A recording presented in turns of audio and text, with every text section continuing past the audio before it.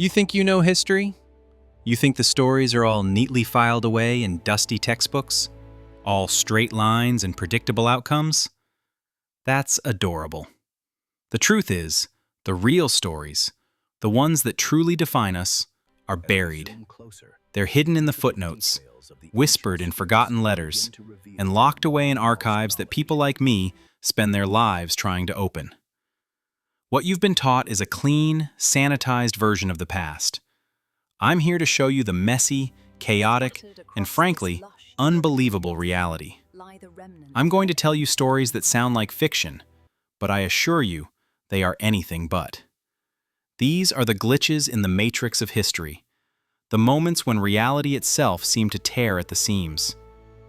If you enjoy stories in this format, support this series with a like and write in the comments which city you're watching us from. It will inspire us to open new archives. Story number 1. The Professor and the Cruelest Joke in the History of Science. Picture the scene. The year is 1725. The place is Würzburg, a town in the heart of Germany, where cobblestone streets echo with the weight of tradition and the whispers of the Enlightenment. And in this town, there is a man, a very important man, Dr. Johann Beringer. He was the dean of the Faculty of Medicine at the university, a physician to the Prince Bishop himself. He was, to put it mildly, a big deal. And Beringer had a passion, an obsession really, fossils. But he didn't call them that. In his time, the debate was raging. Were these strange shapes in the rocks the remains of ancient life? Or were they something else entirely? Perhaps tricks of nature? Or, as Beringer fervently believed, were they a divine language? A direct message from God, who practiced his craft by carving prototypes of life into the very bedrock of the earth. A sort of divine sketchbook. So, he spent his days, his weeks, his months, scouring the nearby Mount Eibelstadt, digging, searching, praying for a sign. And then, he found one. It started small, a piece of limestone handed to him by one of the young boys he'd hired to help. And on it, well, it wasn't just a pattern. It was a perfect image of a spider on its web. Then came another, a frog, a flower with its stem and leaves intact. These weren't fossils as we know them, jumbled bones and vague impressions. No, these were art. They were too perfect. This, for Beringer, was it. The proof. He felt the shiver of cosmic significance run down his spine. This was the discovery that would etch his name into history forever. But his colleagues, well, they were skeptical. One of them, a man named J. Ignaz Roderick, a professor of geography and algebra, warned him. "Be careful, Herr Beringer," he might have said. "This seems too good to be true." Another, Johann Georg von Eckhart, the university librarian, urged caution. But Beringer wouldn't listen. How could he? He was on a holy mission. The stones kept coming, each more incredible than the last. Comets with fiery tails, the sun and moon, and then the bombshells. Stones bearing inscriptions, in Hebrew. One of them, he was certain, bore the name of God himself. Imagine that moment. You're a man of faith and science, and you believe you have just found God's signature written in stone. What would you do? You'd shout it from the rooftops. And that's exactly what Beringer did. He rushed to publish his findings. He poured his reputation, his savings, his entire being into a magnificent book filled with detailed engravings of his finds. The title? Lithographiae Würzburgensis. His magnum opus. His legacy was secure. The book was a sensation. Scholars across Europe buzzed. Beringer was a hero. And then, one day, back on that same dusty mountain, his diggers brought him one final stone. They laid it at his feet. He knelt down, wiping away the dirt, his heart pounding with the thrill of yet another divine message. He looked. And the world stopped. The birds stopped singing. The blood drained from his face. Because carved into this stone, in the same perfect script as all the others, was a single, devastating word. His own name. Beringer. It was all a lie, a fabrication, a joke. The most elaborate, cruel, and soul-crushing academic prank in history. Roderick Eckhart, tired of his arrogance and desperate to teach him a lesson, had hired artisans to carve these lying stones, or Lugensteine, and had paid Berenger's own boys to discover them. They had created his entire reality, feeding his ego, leading him on, just to watch him fall. And the fall was catastrophic. He spent the rest of his life and his entire fortune desperately trying to buy back every single copy of his own book, the monument to his grand delusion. He became a laughingstock, a man broken not by a scientific error, but by a lie carved in stone. It's a chilling reminder that the most convincing deceptions are often the ones we tell ourselves. But while Berenger's career was buried by false fossils, our next story unearths a lie that was far more fresh. A lie wrapped in ancient bandages, carrying the scent of death, and promising the secrets of a Persian king. Story number 2, the princess who died twice. Listen, some lies are designed to make a man look smart. Other lies are designed to make a man rich. But the darkest lies? Well, they do both. And they do it by dancing on the graves of the dead. Sometimes, quite literally.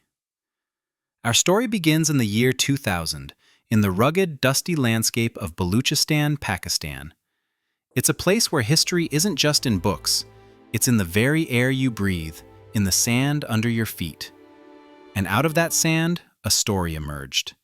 A whisper at first, then a roar. A discovery had been made. Not just any discovery, the kind that makes careers, rewrites history books, and turns forgotten corners of the world into front-page news. Someone had found a mummy. And not just any mummy. It was housed in an ornate, carved wooden sarcophagus, and it looked perfect. A body, wrapped in the ancient Egyptian style, resting under a golden crown. A golden plate on its chest bore an inscription in Old Persian cuneiform, and the words it spelled out were enough to make the world hold its collective breath. It claimed this was Rodogun, a daughter of the great King Xerxes I, a princess of the Achaemenid Empire, a ghost from 2,600 years ago. You see, the news exploded. Iran and Pakistan immediately entered a diplomatic frenzy, both claiming ownership of this incredible link to a shared, glorious past. The black market value was whispered to be in the millions.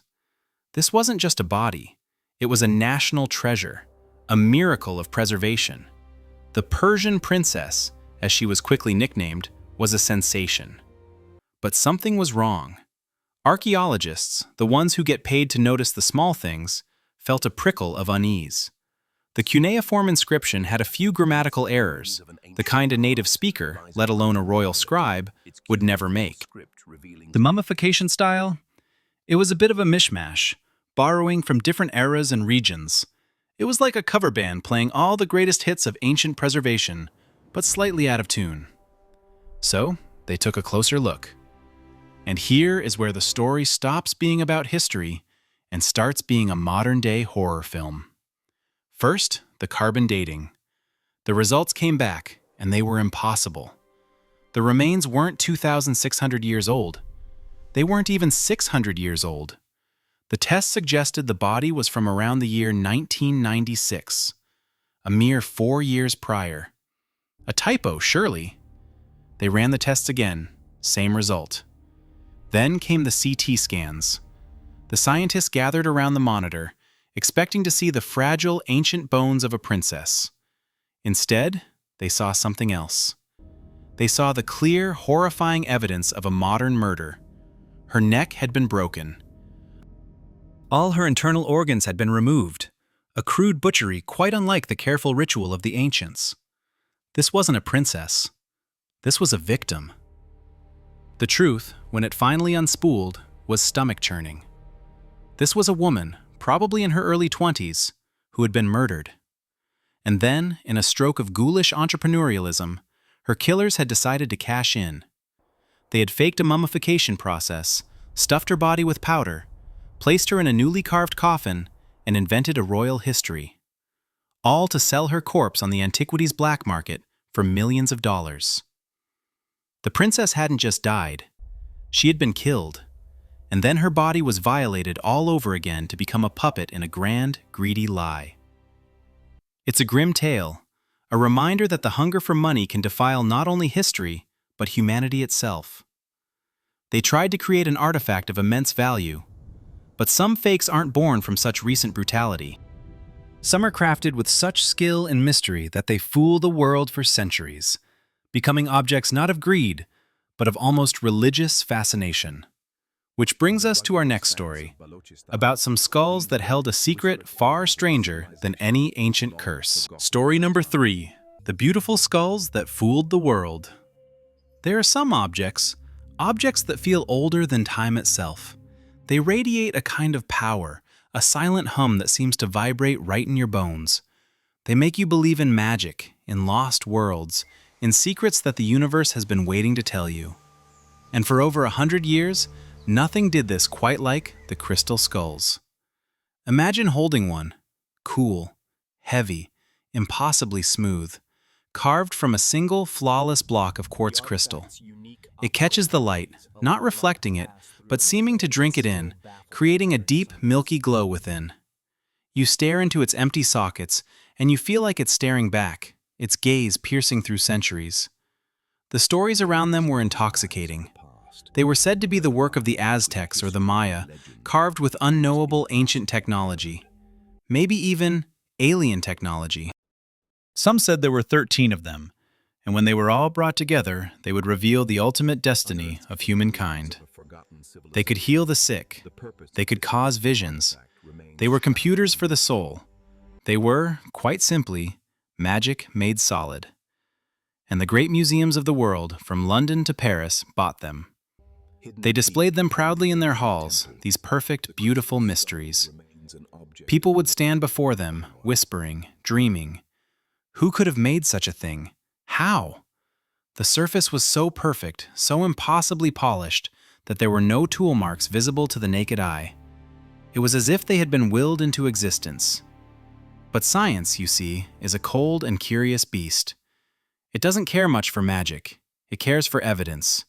And for decades, a few skeptical scientists kept looking at the skulls and thinking, something isn't right. The perfection itself was the problem. It was too perfect. Ancient artisans, for all their genius, left traces. A slip of the hand, the mark of a primitive drill. These skulls had none. The year was 2008.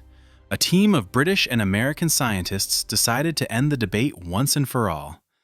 They took the skulls from the British Museum and the Smithsonian and put them under an electron microscope, a tool that can see things 1,000 times smaller than a human hair.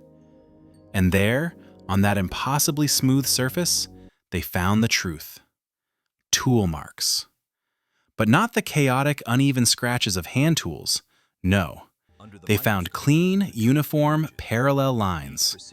The unmistakable, efficient signature of a fast-spinning mechanical wheel. A jeweler's rotary tool, to be precise. The kind of tool that didn't exist until the 19th century. Then they analyzed the quartz itself.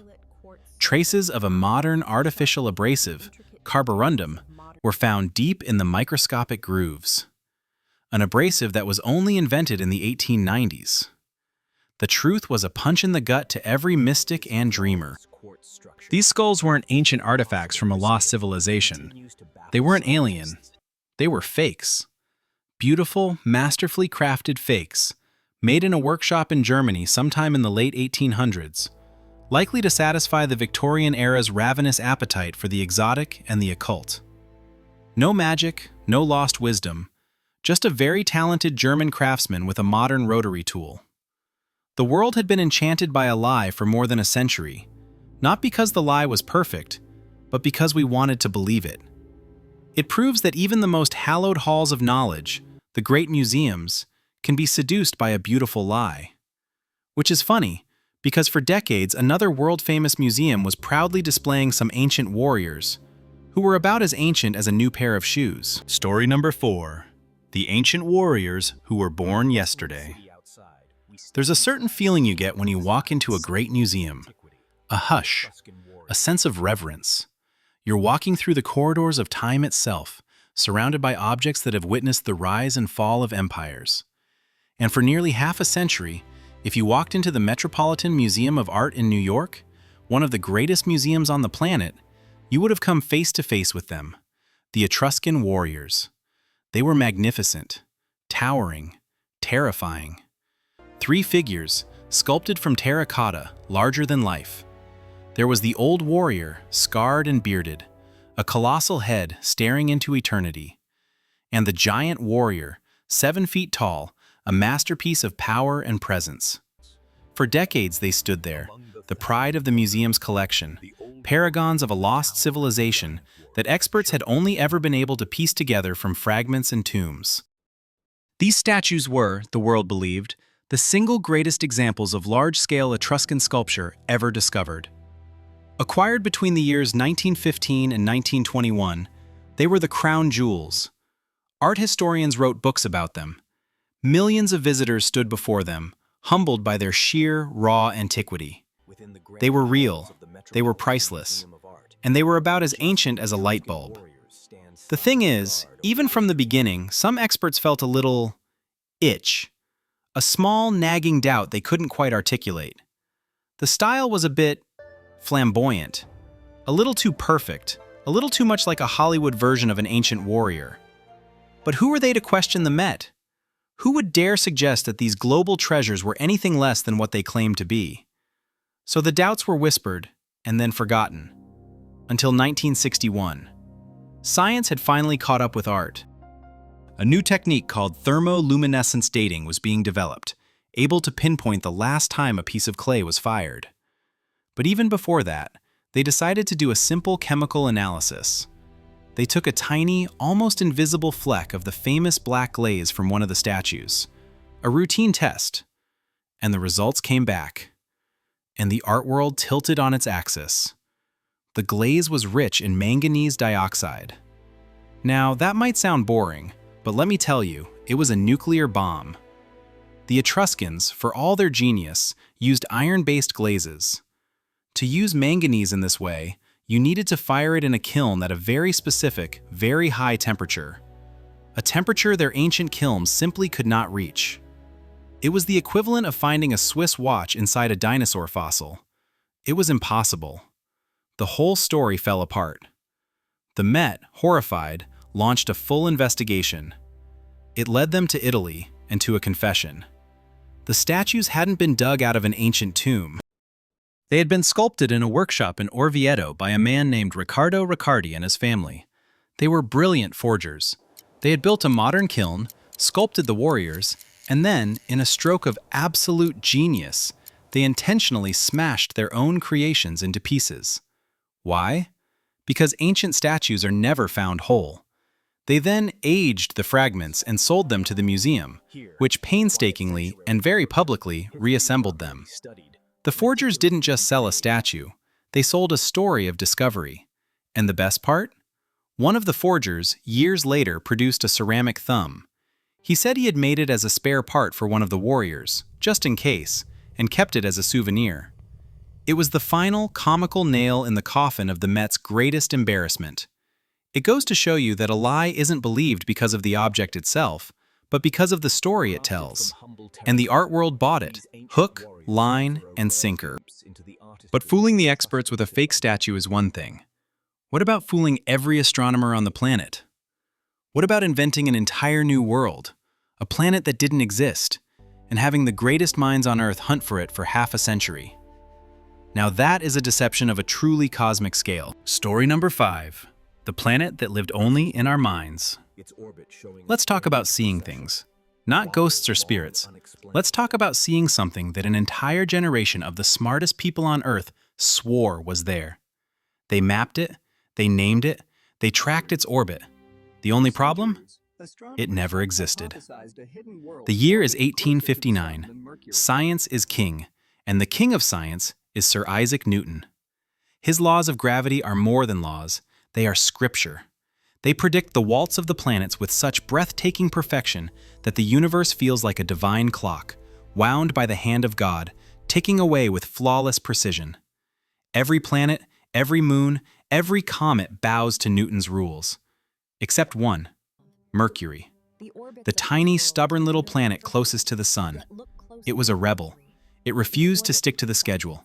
Its orbit had a tiny wobble. A little hiccup that Newton's perfect math just couldn't explain. And for astronomers, this was not a small problem. It was a crack in the very foundation of their understanding of the cosmos. If Newton was wrong about Mercury, was he wrong about everything? Enter Urbain Le Verrier, a French mathematician who was, and I'm not exaggerating, a rock star of astronomy. This was the man who had, just a few years earlier, discovered the planet Neptune without ever looking through a telescope. He did it with nothing but a pen, paper, and the sheer force of his intellect, noticing a wobble in Uranus's orbit and calculating the exact position of the unknown planet causing it. He told other astronomers, "Point your telescopes right here," and boom, there was Neptune. The man was a legend. So, when Leverrier turned his giant brain to the problem of Mercury, the world listened. And his solution was simple, elegant, and based on his previous success. The wobble, he declared, could only be caused by one thing: another planet. A small, undiscovered world, orbiting even closer to the Sun, its gravitational pull gently tugging on Mercury. He even gave it a name, Vulcan, after the Roman god of the forge. A perfect name for a planet that lived in eternal fire. And then, the moment the world was waiting for. A French country doctor and amateur astronomer named Edmond Lescarbot wrote to Leverrier. He claimed that just months earlier he had seen it, a tiny black dot transiting across the face of the Sun, exactly where Vulcan was supposed to be. That was it. The world erupted. Leverrier was a genius twice over. Newspapers trumpeted the discovery. Vulcan was real. It was added to maps of the solar system. For the next 50 years, astronomers all over the world hunted for it, dedicating their lives to catching another glimpse. And the funny thing is, they kept finding it. Or they thought they did. They saw sunspots and mistook them for Vulcan. They saw asteroids. They saw imperfections in their own lenses. They saw their own desperate desire for the universe to make sense. The belief in this phantom planet was so powerful, it literally willed itself into their telescopes. But it was a ghost. Decades passed. No one could get a confirmed, repeatable observation. The ghost planet would appear for one astronomer and vanish for all the others. The perfect clockwork universe was still broken. Until a young man working in a Swiss patent office came along. His name was Albert Einstein. And he didn't try to find the missing piece in Newton's clock. He built a whole new clock. With his theory of general relativity, published in 1915, he proposed something that sounded like madness. He said that space isn't empty, it's a fabric. And massive objects, like the Sun, don't just sit in space, they bend it. They create a deep well in the fabric of space-time. And planets aren't being pulled by gravity, they are simply following the curves in that fabric. And Mercury's wobble? That little hiccup that had haunted science for half a century? It was nothing more than the planet rolling along the deeply curved edge of the Sun's gravity well. There was no ghost. There was no missing planet. The map of the universe was simply wrong. Vulcan vanished, not in a cosmic explosion, but in a puff of chalk dust on a blackboard. It's a story that, honestly, gives me chills. It shows that sometimes the greatest deceptions are the ones we play on ourselves, when our desire to have an answer becomes more powerful than our ability to see the truth. The world's greatest minds were so convinced by a beautiful theory that they saw a planet that wasn't there. But some lies aren't born from a desire to find answers. Some are born from a sickening desire to erase them, to rewrite history not by finding new worlds, but by pretending that old horrors never happened. Story number 6. The Professor Who Built a Lie Out of Truth. Some deceptions are almost charming. A fake skull, a phantom planet. They're curiosities, stories that make you shake your head with a wry smile at human folly. They're lies that trick the mind. But this next one? This one is different. This is a story about a lie that was designed to poison the soul. A lie that didn't create a fake object, but tried to murder a real memory. We need to go to the 1970s, 1976 to be precise, and we need to enter a world that most of us hold in very high regard, the world of academia. Think of a university professor. What comes to mind? Tweed jackets, maybe? Chalk dust on their hands? A quiet authority. We trust them. We believe that a book published by a professor, filled with footnotes and a lengthy bibliography, is a vessel of truth. It has been vetted. It is knowledge. And Arthur Butts was a professor at Northwestern University, a highly respected institution. He wasn't a historian, mind you. He was a tenured professor of electrical engineering, a man of science, of logic, of circuits and systems, a man you would assume deals in facts. And in 1976, Professor Butts published a book. It had a scholarly title that sounded objective, almost boring. The Hoax of the 20th Century. Imagine picking it up. You see the author's credentials on the back. You flip through the pages. It looks real. It has all the trappings of a serious historical work. Footnotes, cross-references, quotes from official documents. It is a dense, academic-looking tome. But the thesis of this book, the central argument built upon all this supposed evidence, was monstrous. Butts argued, with the calm, detached tone of a scientist, that the Holocaust, the systematic murder of 6 million Jews by the Nazi regime, had never happened. Think about that for a second. This wasn't a wild-eyed fanatic screaming on a street corner. This was a tenured professor at a major university, using the very tools of scholarship to perpetrate one of the most grotesque lies imaginable. And that was the genius of its evil. The deception wasn't in shouting. It was in the performance of intellectual rigor. He didn't just deny, he disproved. He took real documents and twisted their meaning. He took quotes out of context. He created elaborate, convoluted theories about logistics and chemistry to argue that the gas chambers were impossible.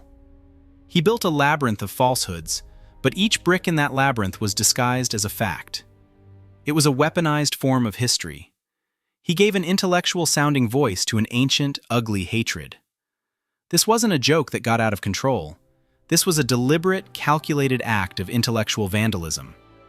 It was an attempt to offer a scientific basis for Holocaust denial, to give it a respectable home in a library, right next to the real histories it sought to suffocate.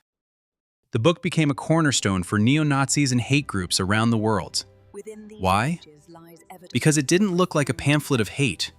It looked like a work of scholarship. It's a terrifying reminder that the most dangerous lies are not the ones that are easily dismissed. They're the ones that wear the clothes of truth, that mimic the language of reason, and that seek not just to fool us, but to fundamentally corrupt our understanding of the past. It was an act of profound intellectual ugliness.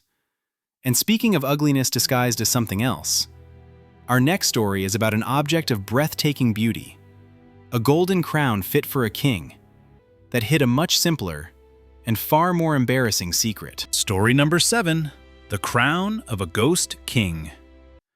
You know, for an institution like a museum, reputation is everything. It's a fortress built on the granite of expertise.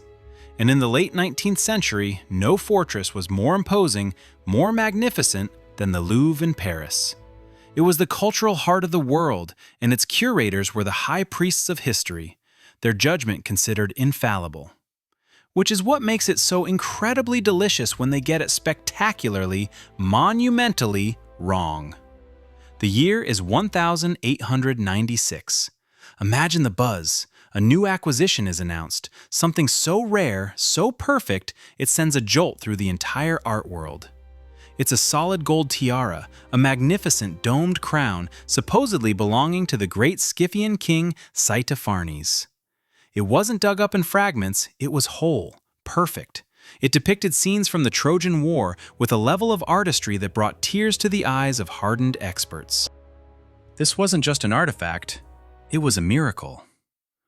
The Louvre, in a bidding war that made headlines, paid a fortune for it, 200,000 gold francs. They placed it in a position of supreme honor. It was their Mona Lisa of the ancient world. The public flocked to see it. Scholars wrote papers on it. It was, without a doubt, the greatest Scythian object ever discovered. The fortress of the Louvre had just added its mightiest turret. But then, that familiar little itch began. A few academics, mostly from Germany and Russia, started whispering.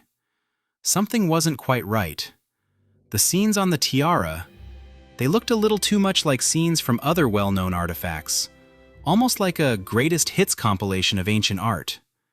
The technique was flawless, yes, but almost mechanically so. And the condition? It was just too good to be true. The Louvre, of course, was indignant. This was an attack on their honor, their expertise. They circled the wagons, defending their prize with Gallic fury. The debate raged in academic journals for years, and then a letter arrived in Paris. It wasn't from a king or a professor. It was from a man in Odessa, a port city on the Black Sea. His name was Israel Ruchamovsky. He was a goldsmith, a very, very good goldsmith. And his letter made a simple, earth-shattering claim. I made the tiara. Laughter. That was the first reaction. It was absurd. A provincial jeweler claiming he had created this ancient masterpiece? A publicity stunt, surely. But the whispers grew louder. So, the authorities decided to put an end to the nonsense. They brought Ruchamovsky to Paris. They gave him a room in the Louvre, a sheet of gold, and a set of tools. The greatest art experts in France stood over his shoulder, their arms crossed, ready to expose the fraud. The instruction was simple. Prove it. And he did. With a calm precision that stunned them into silence, he began to work. He didn't need to look at the tiara. He wasn't copying. He was creating, from memory, from the muscle and soul of his own hands. He perfectly replicated a complex section of the crown, demonstrating the unique methods and custom tools he had used to make it. There was no doubt, the tiara was his. And here's the part that gets me, the real heart of the story. Ruchamovsky wasn't a con man, not at all. He was a humble genius. Two shady dealers had commissioned him to make the crown as a gift for an archaeologist friend, a man who loved ancient history. They gave him books on Greek and Scythian art for inspiration. Ruchamovsky, an artist to his core, simply did the best work of his life. He had no idea the dealers would then turn around and sell his masterpiece to the world's greatest museum as a 2,000-year-old artifact. The Louvre hadn't bought a fake. They'd bought a modern masterpiece, a work of genius. They just paid the wrong people for the wrong story. Ruchamovsky was a craftsman who had no idea he was part of a world-class deception. But our next character? Oh, he knew exactly what he was doing. He didn't just create a fake object. He created a fake identity, a fake country, a fake language, a fake religion, and for a time, he made the brightest minds in England believe every single word of it. Story number 8, the man who invented a country and taught its language at Oxford.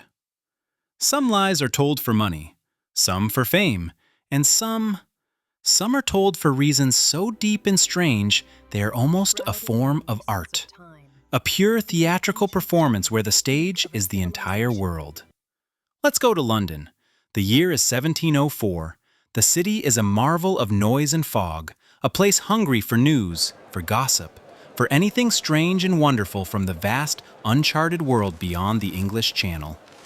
And into this city walks a man. He is a spectacle, blonde, fair-skinned, clearly European. But he calls himself George Psalmanazar, and he claims to be a native of a distant, mysterious island, Formosa, modern-day Taiwan. He was a sensation overnight. The man was a walking, breathing enigma.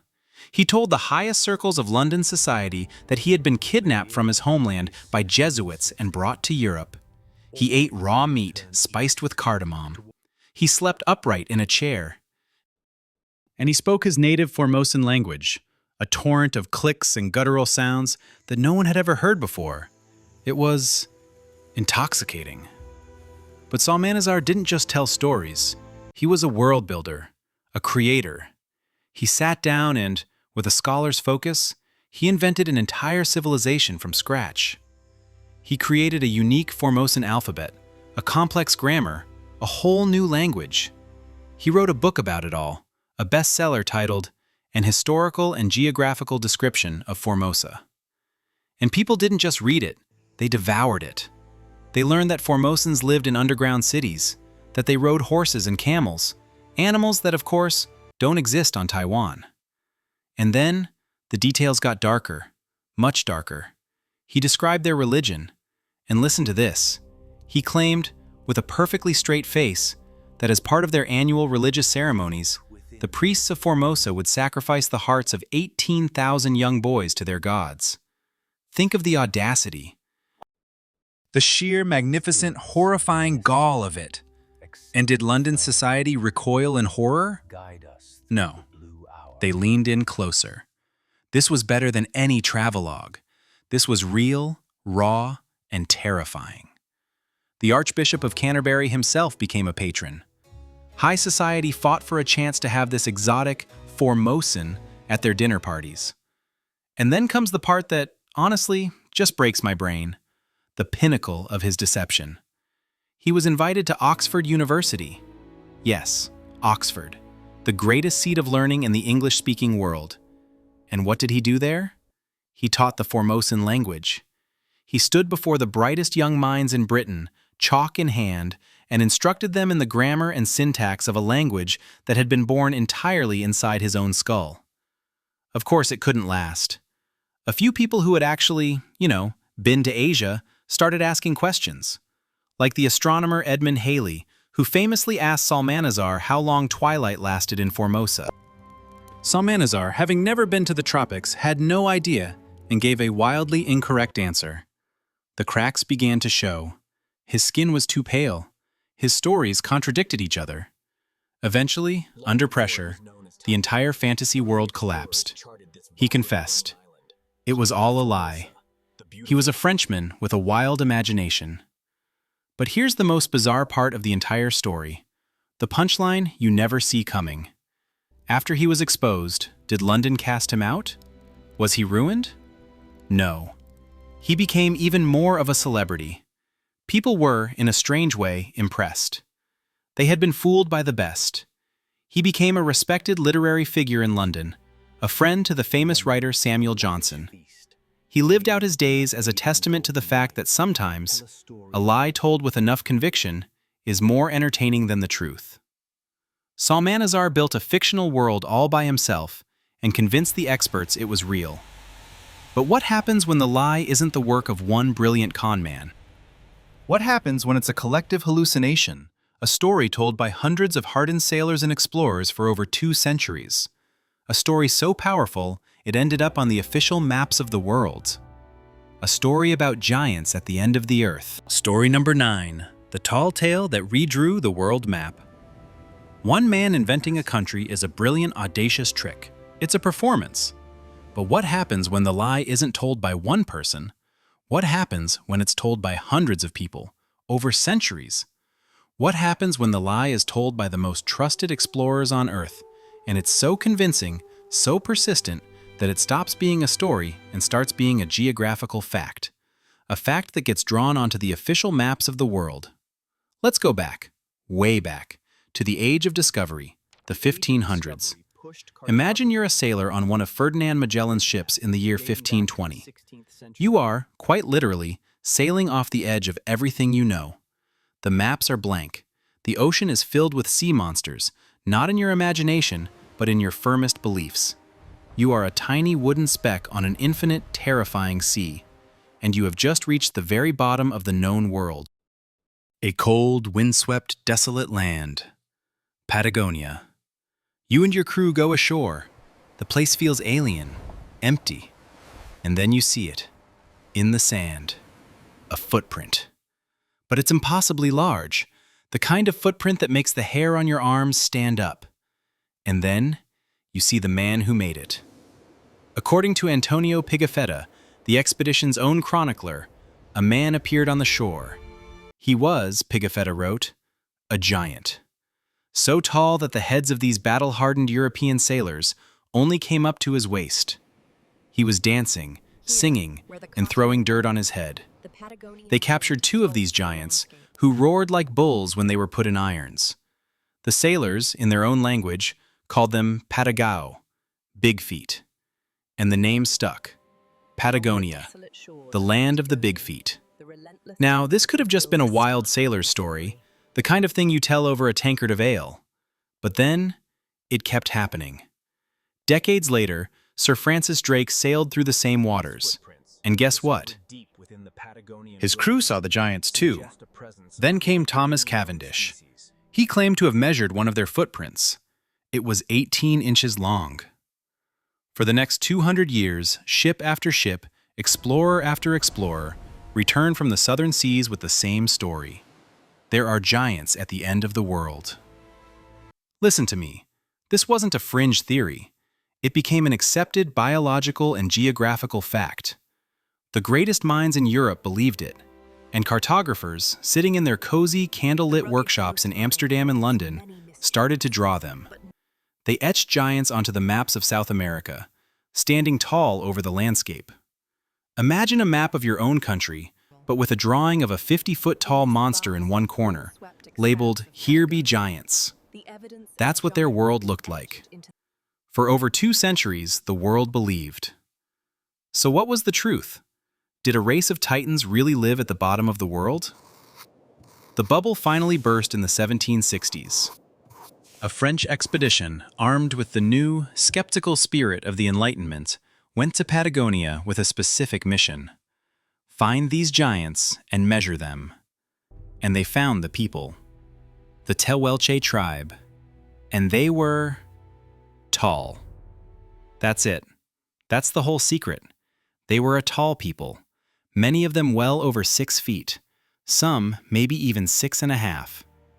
To a 16th century Spanish or Portuguese sailor, who was likely malnourished and stood around 5'4", a healthy 6'6" Tehuelche warrior would have seemed like a creature from another world, a giant. There was no collective hallucination. There was no monster. There was just perspective. A 200-year-old lie, a fact etched onto the maps of the world, born from a simple exaggeration. It wasn't a malicious lie. It was a story people wanted to believe. A story that made a terrifying, empty part of the world feel a little more magical. The Patagonian giants were a myth that filled a blank space on a map. But our next story is about a different kind of myth. A myth that was created not to fill a map, but to fill a hole in a people's soul. It's the story of a book, an ancient, sacred text that promised a glorious past. A past that was entirely and beautifully fake. Story number 10. The sacred book that was written by a prankster. Where do we come from? It's the oldest question, isn't it? Every culture, every nation has this origin story, an epic, a myth that tells them who they are, that gives them a place in the grand, chaotic sweep of history. The Romans had the Aeneid. The British had King Arthur. These stories are the anchors of identity. But what if your anchor was a fraud? Let's go to the Netherlands. The year is 1867, a time of rising nationalism across Europe. Every country is digging through its past, searching for forgotten kings and glorious battles to prove its own unique greatness. And in the midst of this, there were the Frisians, a small ancient people tucked away in the coastal regions of the Netherlands and Germany. They had a language, they had a culture, but they didn't have an epic. They felt small, overshadowed by their bigger, louder neighbors. They needed a story. And then one appeared, like a miracle. A man named Cornelius Over de Linden revealed that his family had, for generations, been the secret guardians of an ancient manuscript. A family Bible of a sort. It was called the Orinda Book. And it was a bombshell. It wasn't just a story. It was a lost history. A secret Bible that rewrote everything. Written in a strange runic alphabet on old-looking paper, it told the tale of the Frisian people going back thousands of years. It spoke of a cataclysmic flood that destroyed their ancient homeland, a land called Atlant. Yes, that Atlant, Atlantis. This book claimed the Frisians were the direct descendants of the survivors of Atlantis, that they had once been a great global civilization, led by a line of wise folk mothers. It described a world of democracy and enlightenment that had been lost to time. It was everything they could have dreamed of and more. It was their own personal Odyssey and Genesis, all rolled into one. The book was published. It caused a sensation. For the Frisian nationalists, it was proof. Proof that they weren't a footnote in history. They were history. But its influence spread, and it got dark. Decades later, in the 1930s, the Orlinda book found a very enthusiastic new audience: the Nazi Party. Heinrich Himmler, the architect of the Holocaust, became obsessed with it. He saw it as the ultimate proof of a pure, ancient Aryan heritage. The Nordic Bible, he called it. Think about that for a moment. A people's search for pride had produced a book that was now being championed by the most murderous regime in modern history. But here's the thing. The whole time, a handful of proper linguists and historians were screaming into the wind. They were pointing out that the ancient Frisian language in the book looked suspiciously like modern Dutch trying to sound old. That the philosophy sounded a lot like 19th century Romanticism, not ancient wisdom. That the whole thing was, to put it bluntly, a complete and utter fake. And they were right. The Orlinda book was a hoax. A brilliant, intricate, and wildly imaginative piece of 19th century fiction, likely written by one or two people as either a nationalist fantasy or, as some now believe, a gigantic, deadpan parody of religious epics. A prank. A joke that took on a monstrous life of its own. A lie on a page, designed to create a glorious past. But some lies aren't just written in books. Sometimes, the lie is the document itself. Which brings us to another piece of paper, a map that promised to rewrite the history of who discovered America. A map so important that a great university paid a fortune for it, only to find out the ink on it was barely dry. Story number 11, the map that made Columbus a runner-up. Listen, some lies are so big they change the future. Others are so clever they rewrite the past. And this one did both. It's a story about a single piece of parchment, a few spidery lines of ink, that held the power to dethrone a hero and rewrite the first chapter of the American story. You have to understand the power of the Columbus myth. For centuries, it was simple. In 1492, Columbus sailed the ocean blue. He was the man, the discoverer, the one who connected the old world to the new. It was a story baked into the bedrock of Western identity. And then, in the year 1965, a bombshell. Yale University, a name synonymous with knowledge and prestige, made a stunning announcement. They had acquired a map, a 15th century map, and it showed everything. Europe, Asia, Africa, and there, in the top left corner, floating in the Atlantic, was an island. It was labeled, in quiet, unassuming Latin, Vinlanda Insula. Vinland, the land of vines, the name the Vikings gave to a new world they found. The world stopped. This wasn't a saga, not a myth. This was a map. A pre-Columbian map that proved, beyond any doubt, that the Vikings hadn't just landed in America 500 years before Columbus. They had explored it, understood it, and charted it. Columbus wasn't the discoverer. He was just the one who got all the good publicity. The Vinland map became the most famous, the most controversial, and the most valuable map on the planet. It was the holy grail of cartography. Yale University Press published a book about it. It was a global phenomenon. But, like all beautiful lies, there was an itch. From the very beginning, some scholars cried foul. The lines were too clean. The depiction of Greenland was impossibly accurate for the era. And the wormholes in the parchment, which were supposed to prove its age, conveniently lined up perfectly with the wormholes in the authentic medieval manuscript it was bound with. A little too convenient. For decades, the battle raged. Was it real? Was it a fake? It was a 50-year-long academic civil war. And then, in the year 2021, science delivered the final, fatal blow. Researchers at Yale, using the very latest in X-ray fluorescence spectroscopy, took another look at the ink. Not just at the color, but at its very chemical soul. And they found it. The ghost in the machine. Throughout the spidery lines that traced the coast of Vinland, they found high concentrations of a compound called anatase, a form of titanium dioxide. Now, that might sound like just another chemical, but it was the smoking gun. Anatase, in that specific form, wasn't available in medieval ink. It was a modern pigment, a byproduct of a process that was only commercially developed in the 1920s. The ink was modern. The map was a fake. It was a forgery of genius, a lie so perfect it had fooled the world's greatest experts for more than half a century. Someone, probably in the 1920s or 30s, had taken a real piece of blank medieval parchment and drawn a story on it. A story that everyone wanted to believe. The irony, of course, is that we now know for a fact that the Vikings did get to North America first. But this beautiful, tangible, perfect piece of proof? It was just a story. A lie on parchment can fool the world's greatest minds for half a century. But sometimes, you don't need old ink and worm-eaten paper to pull off an impossible deception. Sometimes, all you need is a good uniform. Story number 12. The magic uniform power. What is it really? Is it money? Is it an army? Is it a title passed down through generations? We think it's so complicated.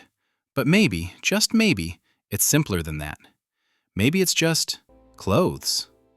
I want you to come with me to Germany. The year is 1906. This is the German Empire, the Prussia of Kaiser Wilhelm II. And you have to understand the world he lived in. A world where the cut of your coat and the shine on your boots meant more than the character of the man wearing them. It was a society built on a rigid, almost religious reverence for authority. And the ultimate symbol of that authority? A military uniform. The sight of an officer's uniform could make traffic stop, doors open, and arguments cease. It was a magic cloak. And in this world, there was a man named Wilhelm Voigt.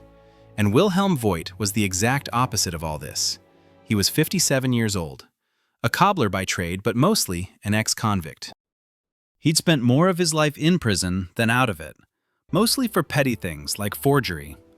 And because of his record, he was trapped in a bureaucratic nightmare. He couldn't get a work permit without being a registered resident, but he couldn't register as a resident without having a job. He was a ghost, a non-person, a man crushed by the very system that demanded order. So, one day, Wilhelm Voigt had an idea born of pure, magnificent desperation. He went to a collection of second-hand shops, and piece by piece, he assembled a costume. Trousers from one shop, a tunic from another, a cap, a sword. When he was done, he had cobbled together the full dress uniform of a captain in the Prussian 1st Foot Guards. He put it on, and I want you to imagine that moment. This man, this forgotten, invisible little cobbler, looks at his reflection, and he is gone. In his place stands Herr Hauptmann, Mr. Captain. He walks out onto the street, and the world transforms. People don't look through him anymore. They look at him. They snap to attention. They salute. The magic cloak was working. But Voigt wasn't just playing dress-up. He had a plan. He walked to a local barracks. He saw a platoon of grenadiers returning from a drill. He stepped into their path. He stood up straight, puffed out his chest, and barked, "Halt!" And they did.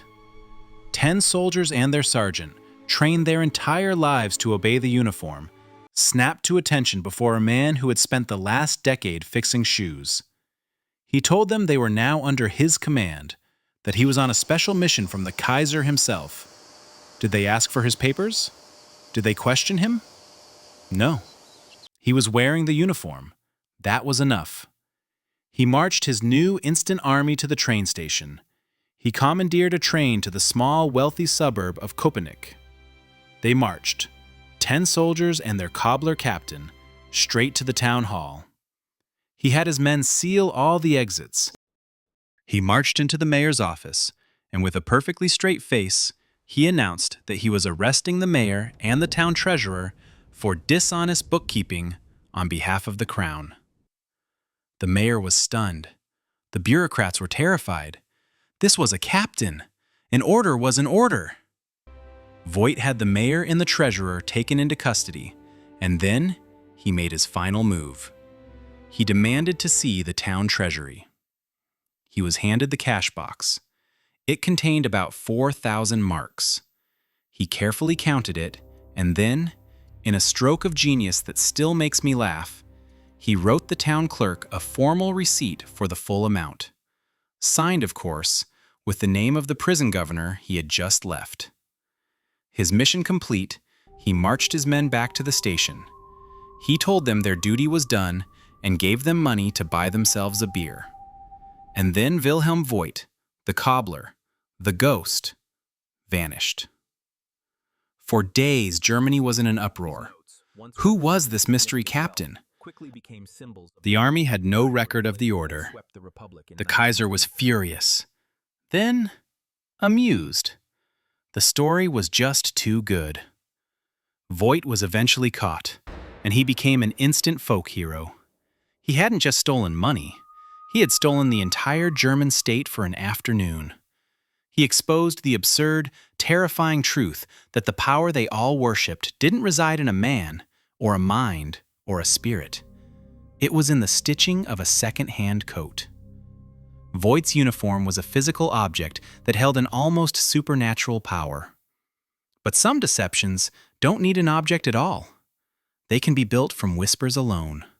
From a story, a legend, so powerful that people believed it for centuries and even built furniture to make sure it never happened again. A story about a time when the holiest man in the world was actually a woman. Story number 13. The Ghost on St. Peter's Throne. Some lies are told with uniforms, some with ink and parchment, but the greatest lies, the ones that become immortal, are the ones that need nothing at all. Just a whisper, a story, a possibility that takes root in the imagination and grows so powerful it can change the world and even the furniture of the most powerful institution on earth. You have to picture the scene: the Holy See, the Vatican, the absolute center of the Christian world in the Middle Ages, a place of profound faith, ancient ritual, and immense power. And it was a world of men, exclusively, unquestionably. The line of succession from St. Peter himself was an unbroken chain of patriarchs. It was a fact as solid as the marble floors of the basilica. And then the story began. A ghost story, really. A story about a crack in that sacred masculine chain. It was said that sometime in the 9th century, there was a young Englishwoman. Her name was Joan. And she was brilliant. She had a mind that burned for knowledge in an age when education for women was unthinkable. So, the story goes, she did the only thing she could. She disguised herself. She cropped her hair, bound her chest, put on a monk's robes, and took a man's name, John. And as John, her genius was undeniable. She wasn't just smart, she was luminous.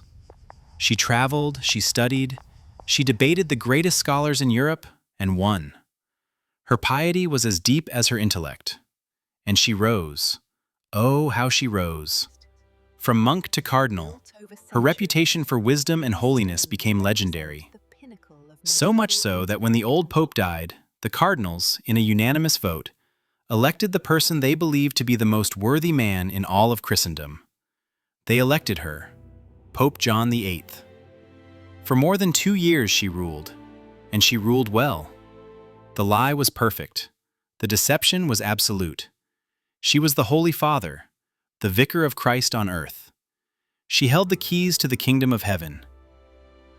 Imagine the pressure, the terror. The sheer audacious nerve of it all. But a secret like that can't be kept forever.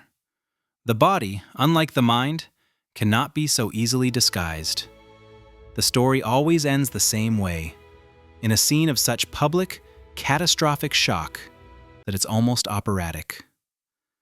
During a great papal procession through the streets of Rome, a huge crowd pressing in on all sides, something went wrong. Her horse stumbled. She was thrown to the ground, and there, in the cobblestone street, between the Colosseum and St. Clement's Basilica, the Pope gave birth. The deception was shattered. The crowd, in their shock and fury, were said to have, well, the legends are not kind. Now, listen, this is the crucial part. Modern historians will tell you the story is a myth, a legend, a piece of anti-Catholic propaganda that got out of control. And they are almost certainly right. But honestly, I don't care if it was real or not. Because for hundreds of years, the world believed it was real. And that belief, that fear, had consequences. The story goes that the church, so traumatized by this possibility, so terrified of it ever happening again, instituted a new and deeply strange part of the coronation ceremony. It involved a special chair, the sella stercoraria, a throne with a large hole in the seat. The legend says that for centuries, every newly elected pope had to sit on this chair, while a junior deacon would reach up through the hole to perform a quick manual inspection, to verify that the Holy Father was, in fact, a father. He would then declare to the waiting cardinals, "Testiculos habet et bene pendentes." He has testicles, and they hang well. Think about it. A ghost story so powerful it created a ritual of institutionalized genital groping. The fear of a lie became more powerful than the lie itself. A woman had to pretend to be a man to claim a throne built for men. But our next story is about a woman who did the opposite. She didn't hide her womanhood. She invented a new one. A persona so exotic and so seductive that she captured a king, ruled a country, and started a revolution, all without a single drop of the Spanish blood she claimed to have. Story number 14, the fake Spaniard who danced on a king's heart. Power is a strange thing. We've seen how it can be found in a uniform, or how the fear of its absence can make people do bizarre things. But this next story, this is about a different kind of power. A power that is woven from pure performance, from smoke and mirrors and the click of castanets. It's the story of how one woman invented a new identity for herself, and with that single beautiful lie, she brought a kingdom to its knees. The place is Bavaria in the 1840s. Think of it as a world of order, of quiet tradition, of stern-faced ministers and a king, Ludwig I, who was getting old. He was a poet, a romantic, a man who loved art and beauty more than politics. He had built Munich into a new Athens, a city of grand museums and neoclassical splendor. His world was one of balance and control, and into this world walked a hurricane. Her name was Lola Montez. And she was, everyone knew, a Spanish dancer. She arrived with the story of noble Spanish birth, of a life of passion and tragedy. Her dark hair, her flashing eyes, her fiery temper. She was the living, breathing embodiment of the romantic, untamed Spain that most Europeans only read about in books. She took the stage, and she was a scandal, a sensation, a goddess. And here's the kicker, the absolute hilarious heart of the entire deception.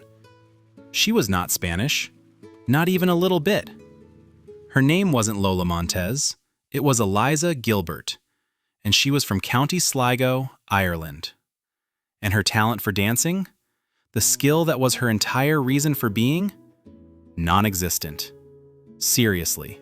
By all accounts, she was a terrible dancer. Her most famous routine, the spider dance, was famous not for its grace, but because at the end she would lift her skirts so high, pretending to shake spiders out of them, that the audience would get a shocking view of her undergarments. She wasn't an artist. She was a professional provocateur, a genius of public relations. She was selling a fantasy, and the men of Europe were buying it by the boatload. And then she met the king, Ludwig I of Bavaria, 60 years old, a romantic with a crown. And he saw her, and the world just stopped. He was utterly, completely, and ruinously captivated. This wasn't just a passing royal fancy, the kind of affair that gets whispered about in court for a season and then politely forgotten. This was a complete and total psychological takeover. He made her his mistress. But it didn't stop there. He gave her a title, Countess of Landsfeld. He gave her a palace. He gave her a massive state income. He fired his ministers if they displeased her.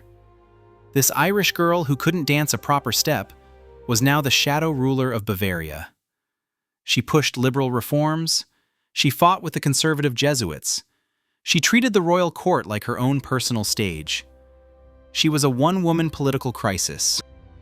The people of Bavaria watched in stunned horror. Their quiet, orderly world had been hijacked by this foreign creature. And eventually, they had enough. The protests started. Riots broke out in the streets of Munich. This wasn't just about a king's affair anymore. This was a revolution. In 1848, the pressure became too much. Ludwig was forced to choose, Lola or his crown. He chose her. He abdicated the throne of Bavaria. He gave up his kingdom for an Irish woman pretending to be a Spanish dancer who couldn't dance. It's a story that's almost too perfect, a testament to the fact that sometimes the most powerful force on earth isn't an army or a treasury, but a single, charismatic person armed with a lie they believe in more than anyone else believes in the truth. Lola Montez created a persona that toppled a king. But our next story is about a man who created so many personas that his own life story became the most elaborate deception of all. A meta lie so grand, it's still hard to tell where the con ends and the truth begins. Story number 15, the man whose biggest lie was his own life story. We all know the story, right? It's practically a modern American folktale. The 1960s, the Jet Age. A handsome, charismatic teenager named Frank Abagnale Jr. runs away from home and proceeds to live the most incredible life of crime imaginable. He's a walking, talking adventure novel. You've seen the movie, you've read the book. Catch Me If You Can. The story is etched into our culture. This kid, this absolute prodigy of deception, poses as a Pan Am pilot and flies over 1 million miles for free. He forges a Harvard law degree and gets a job in the Louisiana Attorney General's office. He cons his way into a position as a supervising pediatrician at a hospital in Georgia. And all the while, he's the most prolific check forger the world has ever seen, cashing millions of dollars in bad checks. The book says $2.5 million, in every state and dozens of countries. He's James Bond, but a teenager. He's a genius, a phantom, always one step ahead of the dogged FBI agent hot on his trail. It's a fantastic story, thrilling, glamorous, almost too good to be true. And that's because it is. The real deception, the one that Frank Abagnale pulled off that was more brilliant than any forged check or fake ID, wasn't the story of his life. It was the story of his life. You see, for decades, everyone just took his word for it. The book was his autobiography. The movie was based on the book. Why question it? It was just too entertaining. But in recent years, journalists and historians have started to do something that, quite frankly, spoils the fun. They started to check the facts. They pulled the actual records. They looked for the evidence. And the grand, globe-trotting caper? It deflates, like a punctured balloon. That $2.5 million in forged checks? The real number, based on the checks he actually passed during the brief time he was active, was likely less than $100,000. Still a crime, sure, but it's not the stuff of international legend. The Pan Am pilot? He got a uniform and he certainly used it to get free rides in the cockpit jump seat, a practice called deadheading. But there is zero evidence he ever actually flew a plane. The brilliant lawyer? He did pass the bar exam, which is impressive in itself, but he never tried a case in a real court. The life-saving doctor? He worked in a hospital for a time, but likely as an orderly, and he fled the moment he was in danger of being asked to do anything that involved actual medicine. The truth is, Frank Abagnale was a small-time grifter. A talented one for sure, but he was mostly just a kid running a series of petty scams who got caught, repeatedly. The thrilling international chase? He was mostly in and out of local and state prisons in the US. So where did the legend come from? It came from Frank Abagnale himself. Years later, sitting in front of reporters, talking to a co-author for his book, he created his greatest character. Frank Abagnale, Master Con Man. His true genius wasn't forgery, it was storytelling. He took the messy, sad, and frankly small-time reality of his youth and polished it into a diamond. He invented a nemesis, a brilliant FBI agent who respected him. He inflated the numbers. He added the glamour. He created a meta-lie, a con man whose greatest con was convincing the world how great of a con man he was. His autobiography is his single greatest forgery. And we all bought it. Abagnale built a personal myth that made him a fortune and a celebrity. But our next story is about a group of men who tried something even more audacious. They didn't just forge checks, they forged the words and the very soul of America's founding fathers, all to win a political argument and reshape the future of a nation. Story number 16, the men who put words in a dead president's mouth. Listen, forging a check is one thing. Forging your own life story is a masterclass in ego. But forging the soul of a nation? That's a whole different level of deception. That's an attempt to hijack history itself. I want you to imagine a young, fractious America in the 1830s. The country is still new, the paint is barely dry, and the founding fathers, Washington, Jefferson, Franklin, they are not yet just faces on money, they are gods. They are the prophets of a new world, and their writings, their letters, their diaries, that is the holy scripture of the Republic. People argued over what they really meant. To own a letter written by the hand of Washington was to own a sacred relic. Their words were gospel. And like any gospel, people wanted it to support their side. But what if it didn't? What if the dead prophets didn't quite say what you needed them to say to win your argument about banking or states' rights or a dozen other issues that were tearing the young country apart? Well, you could debate, you could interpret, or you could just make them say it. That was the idea. A group of men, political operators, saw a problem. The founders weren't quite backing up their modern-day arguments. So they decided to write some more gospel. They began to discover a treasure trove of previously unknown letters from the great men themselves. A lost trunk of Jefferson's correspondence. A forgotten folio of Washington's notes. And isn't it amazing? These newfound letters were incredibly relevant. Jefferson, it turned out, had very strong opinions on political issues of the 1830s, issues that barely existed 50 years earlier. Washington, in these letters, sounded less like a reserved 18th century gentleman and more like a fiery political commentator of the current day. It was a miracle of timing. Think about the sheer, blinding arrogance of it.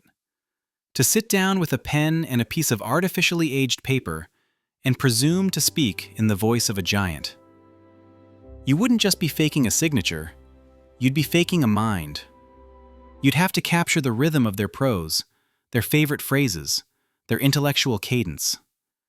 And you'd have to weave your modern-day political poison into the tapestry of their authentic thoughts so seamlessly that no one could see the seam. And for years, they didn't. These letters were published in newspapers. They were quoted in Congress.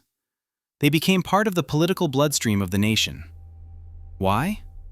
Because people wanted to believe them. A newly discovered letter from a founder that proved your enemies were wrong? That wasn't a forgery.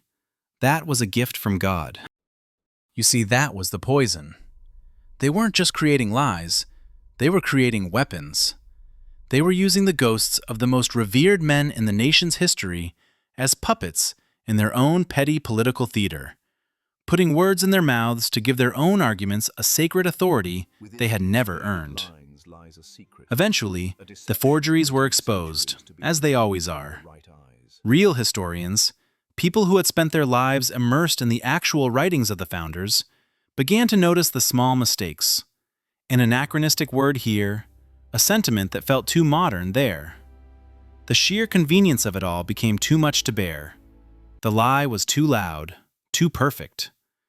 This was a lie designed to steer the soul of a nation, a deception born from a lust for political power. But our next story, it's about a lie that was much simpler and perhaps much more human. It wasn't about power. It was about pure, uncut, delirious greed. It was a lie that created the first great financial bubble in history and proved that you can sell a dream of something that doesn't even exist. Story number 17, the company that sold an empty ocean. Greed. It's a simple primal thing, isn't it? But what happens when you take that simple, old-fashioned hunger and you plug it into a new, modern machine? A machine made of paper and promises, a machine that can generate wealth out of thin air. What you get is a new kind of madness, a fever. And the first time that fever truly broke and infected an entire nation was in London in the year 1720. You have to understand, this was a new world. England was swimming in debt from years of war, but it was also buzzing with a new idea, the stock market. For the first time, you didn't have to own land or a fleet of ships to get rich. You could buy a piece of paper, a share, a tiny slice of a grand enterprise. And that piece of paper could, through a kind of financial alchemy that nobody really understood, make you a fortune overnight. The coffee houses of London weren't just for coffee anymore. They were humming, frantic nerve centers of rumor and speculation. And into this buzzing, hopeful world, a company was born. It had a name that dripped with romance and adventure, the South Sea Company. And the promise it sold was the dream of the century. The British government granted the company a complete and total monopoly on all trade with the Spanish colonies in South America. Think about what that meant to the average person. Gold, silver, pearls, the untold mythical riches of the New World, the treasures of the Incas and the Aztecs flowing directly into the pockets of anyone who owned a share. It was irresistible. So people started buying, and the stock price started to rise. But listen, here is the lie. The beautiful, simple, devastating lie at the heart of it all. That monopoly? It was worthless. Spain still controlled South America, and they had absolutely no intention of letting their British rivals sail in and take their silver. The trade was a fantasy. The company's real business was a complex deal to take over the national debt. But that's boring. That's accounting. You can't sell accounting. You sell the dream. And oh, how they sold it. The directors of the company, the most powerful men in England, whispered rumors of shiploads of gold, of secret deals with the King of Spain. The stock price, which started at around £100 a share, began to climb. Then it started to gallop. Then it went vertical. £200, 300, 500, 800. At its peak, it hit over £1,000 a share. A kind of collective insanity gripped the nation.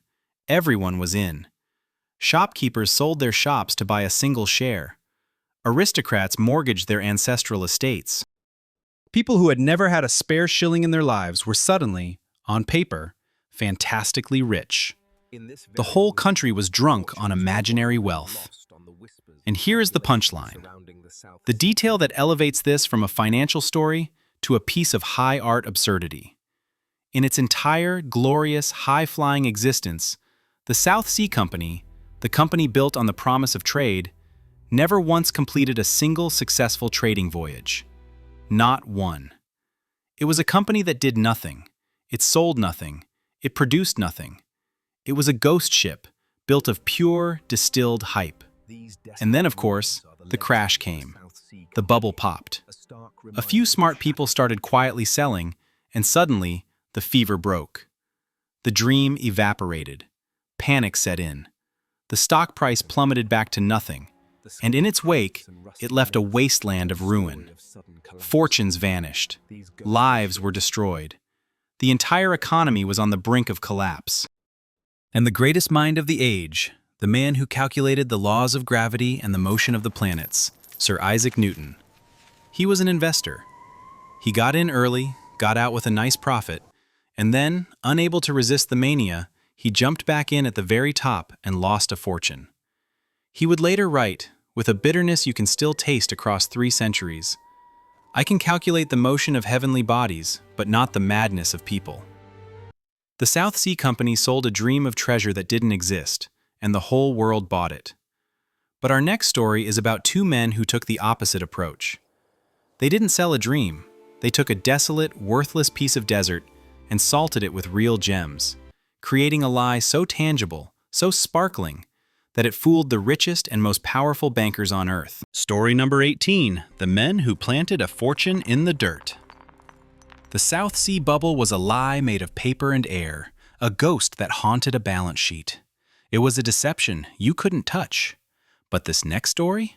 This is different. This is a story about a lie you could hold in your hand. A lie that sparkled. A lie you could feel cold and hard and real against your skin. And that's what made it so damned perfect. The year is 1872. America is a country drunk on discovery.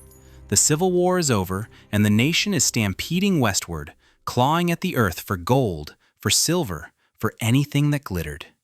It was a time of raw, frantic hope. And into this world, into a bank in San Francisco, walked 2 cousins, Philip Arnold and John Slack. They were not impressive men. They were prospectors, weathered and rough, and they carried a dusty leather pouch. They placed it on the desk of one of the most powerful bankers in California. They opened it, and they poured out a river of impossibility. Diamonds. Not just 1 or 2, a whole handful. And rubies and emeralds. The bankers stared. This was wrong. This was impossible. Everyone knew where diamonds came from. They came from the distant shores of South Africa, from the exotic riverbeds of India. They did not, under any circumstances, come from the American wilderness. And that was the genius of the hook. Arnold and Slack played their part to perfection. They were cagey, reluctant. They refused to say where they found the treasure. It was their secret. They would only say it was a place so rich you could pry gems out of the ground with a pocket knife. They let the bankers' greed do all the work for them. And that greed was a raging fire. The biggest money men on the West Coast, titans of industry, got involved. They formed a secret syndicate. But they weren't fools. They needed proof. So they hired the best man in the country, a renowned mining engineer named Henry Janin, to verify the claim. They took him on a long, twisting journey into the desolate high desert of Colorado. For the last part of the trip, they insisted he be blindfolded. To protect the secret location, of course. They finally arrived at a flat, sun-baked mesa. Arnold and Slack gestured to the empty landscape. "Here," they said. And so, under the blazing western sun, these men of money and science, their hearts pounding with the thrill of it all, got down on their knees and started to dig. And it happened. A cry went up. One of them had found a diamond. Then another found a ruby. Janin himself, the great expert, dug his hands into the dirt and pulled out a glittering, uncut diamond. Imagine that moment, the feeling of it, the raw, electric shock of discovery. It was real. He had held it. He had found it himself. He went back to San Francisco and wrote a report that set the financial world on fire. It was all true, he said. This was the richest deposit of precious stones ever discovered in the history of the world. That was it. The lie went global. Tiffany & Company in New York valued the initial pouch of gems at $150,000. The Baron de Rothschild in London got involved. Millions of dollars poured in. A new company was formed. The stock was about to be offered to the public, an offering that would have created a frenzy to rival the South Sea bubble. Arnold and Slack were paid off handsomely for their claim and vanished, rich beyond their wildest dreams. But a government geologist named Clarence King, a quiet, methodical man, read the reports. And an alarm bell went off in his head. The geology was all wrong.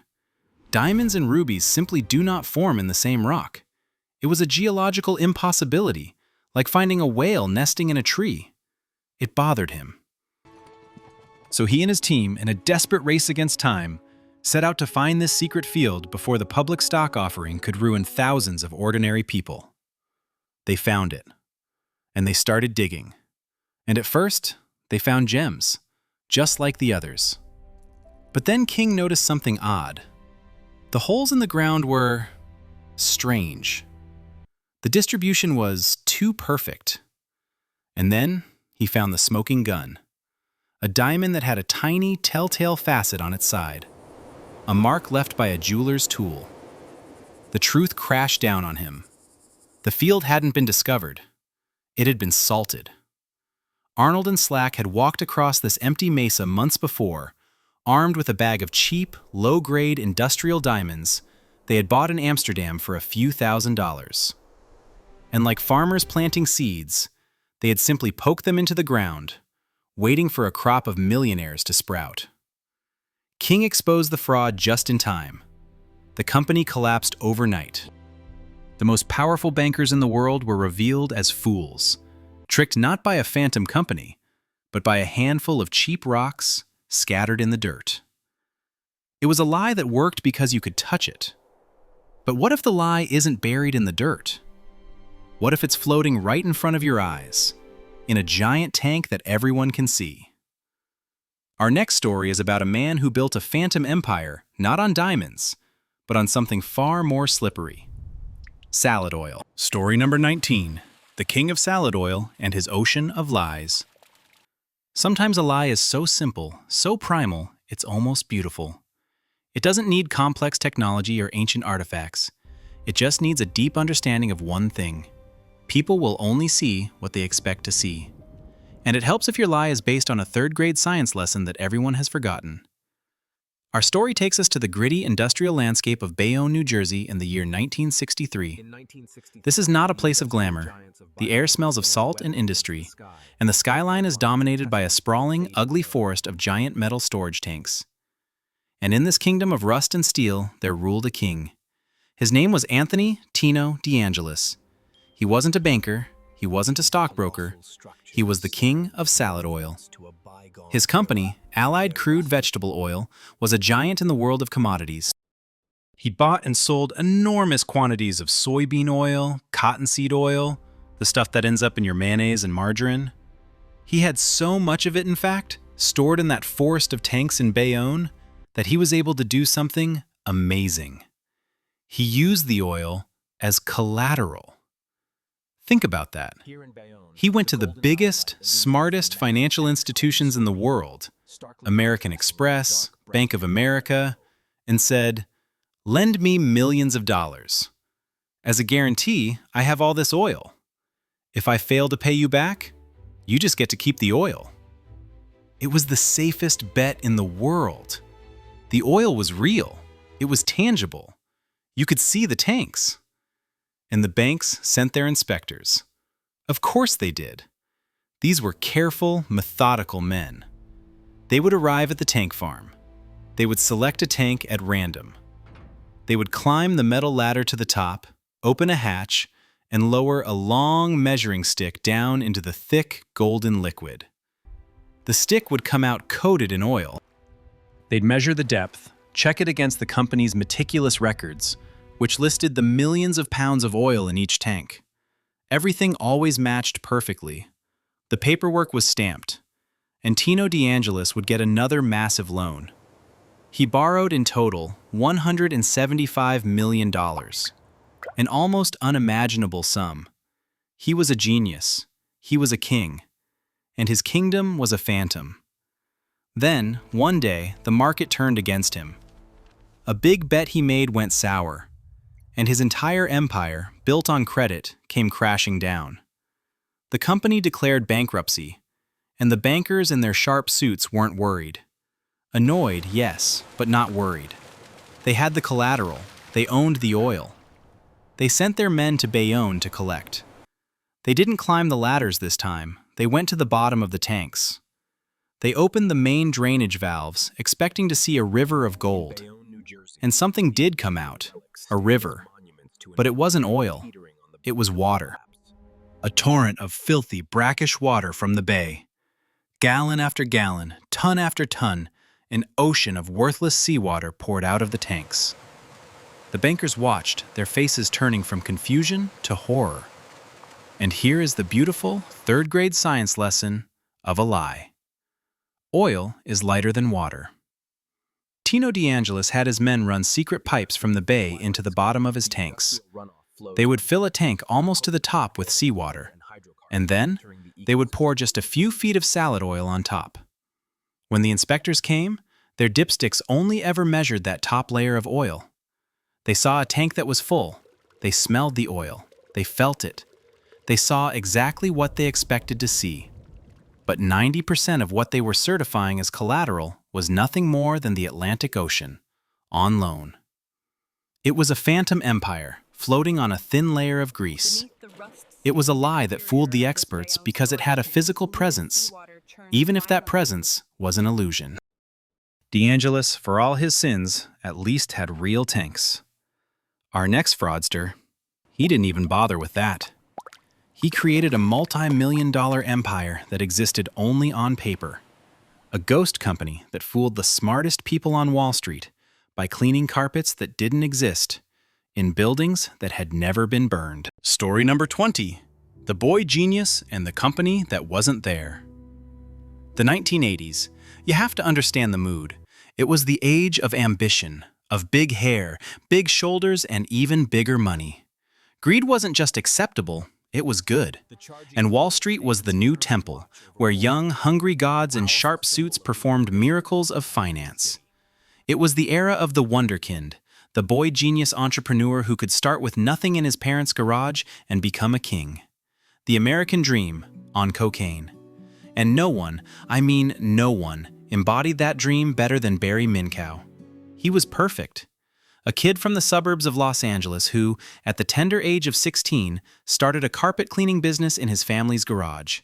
He called it ZZZZ Best.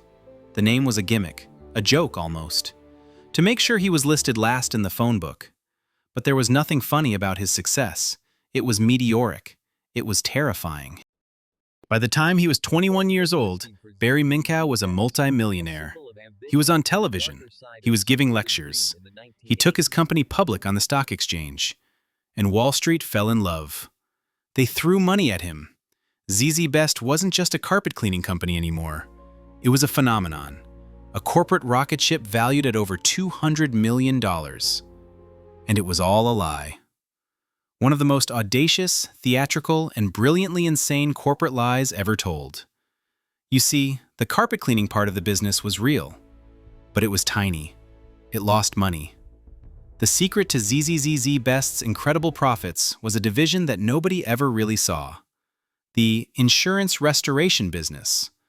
The story was that the company had lucrative, multi-million-dollar contracts to clean and restore huge office buildings after fires or floods.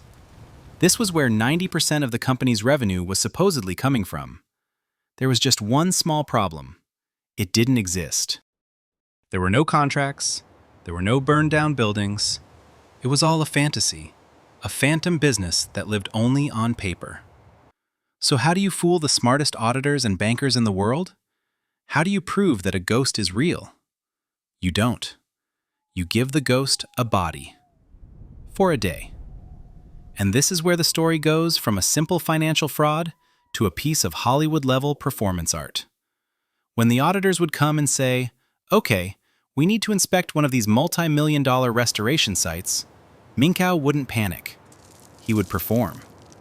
He and his team would find a half-finished office building under construction.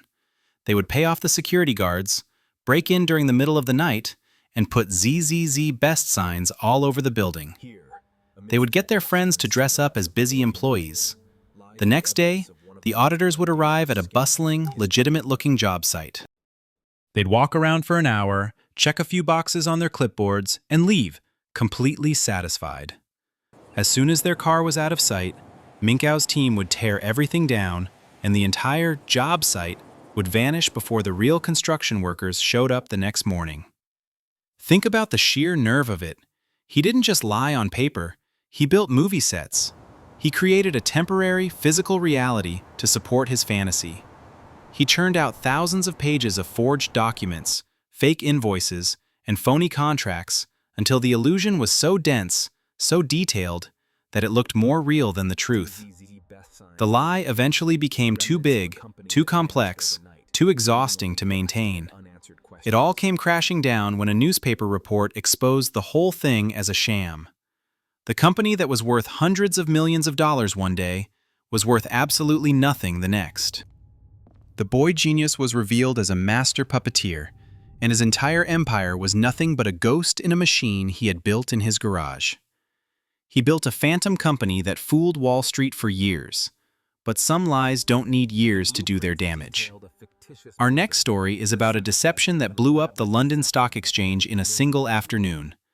A lie that traveled at the speed of a galloping horse, all to announce the death of a man who was very much alive. Story number 21, The Man Who Killed Napoleon for a Day. Listen, a lie about a building that doesn't exist is a work of pure, exhausting logistics. It takes planning. It takes a cast of characters. It's a theatrical production. But some lies, some of the most powerful lies in history, they are masterpieces of simplicity. They don't need a set. They don't need a script. They just need a single actor, a single sentence, and a world that is desperate to believe it. The place is London. The year is 1814. And for more than a decade, one name has been a shadow hanging over every cradle and every counting house in England. Napoleon. The monster. The boogeyman. The emperor of the French who has bled Europe dry. The entire British economy, the mood of the nation, the price of bread itself, rises and falls with news from the war. And the London Stock Exchange is the nation's anxious, beating heart. A rumor of a lost battle could cause a panic. A whisper of victory could make a man a king.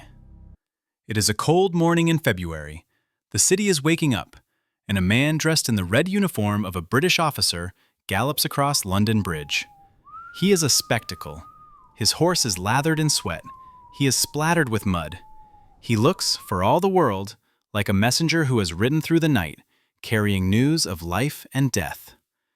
He arrives in the city, and he doesn't shout. He doesn't make a grand proclamation. He just lets the story leak out, as if from a man overwhelmed by the sheer, glorious magnitude of it. Napoleon, he says, has been found, killed by Cossacks. The tyrant is dead.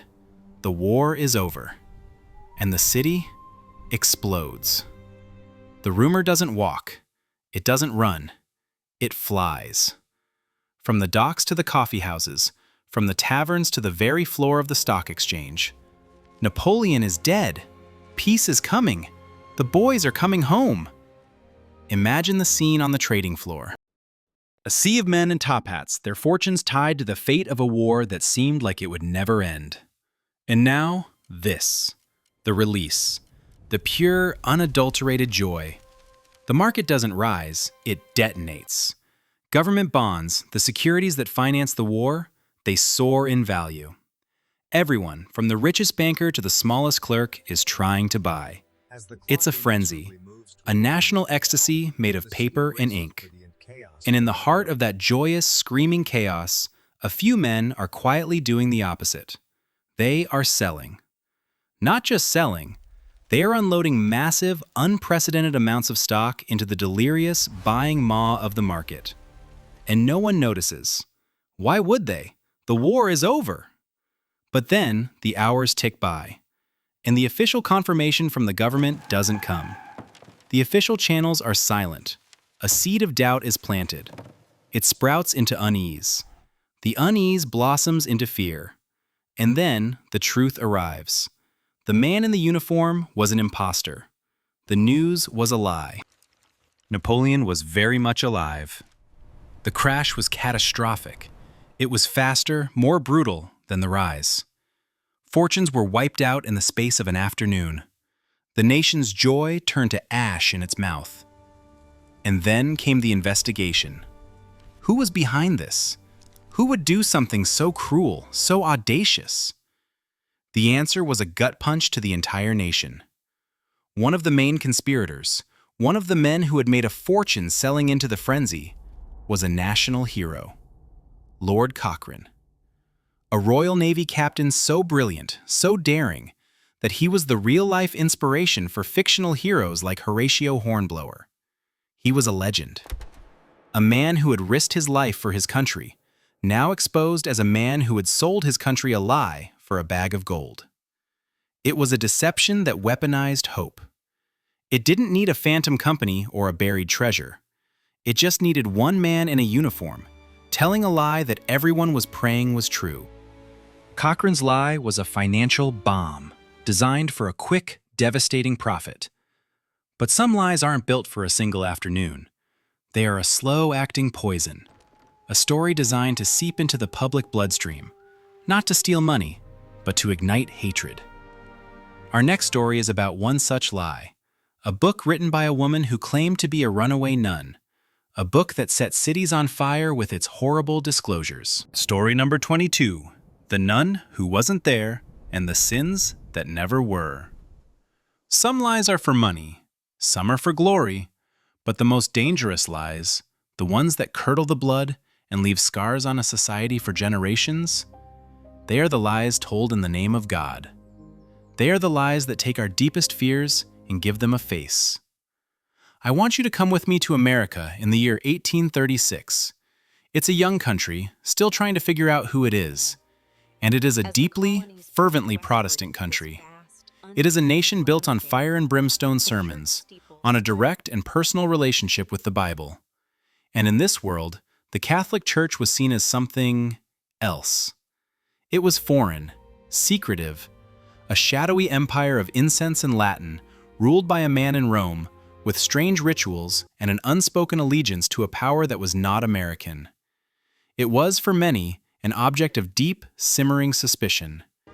And into this nervous, God-fearing world, a woman appeared, a ghost.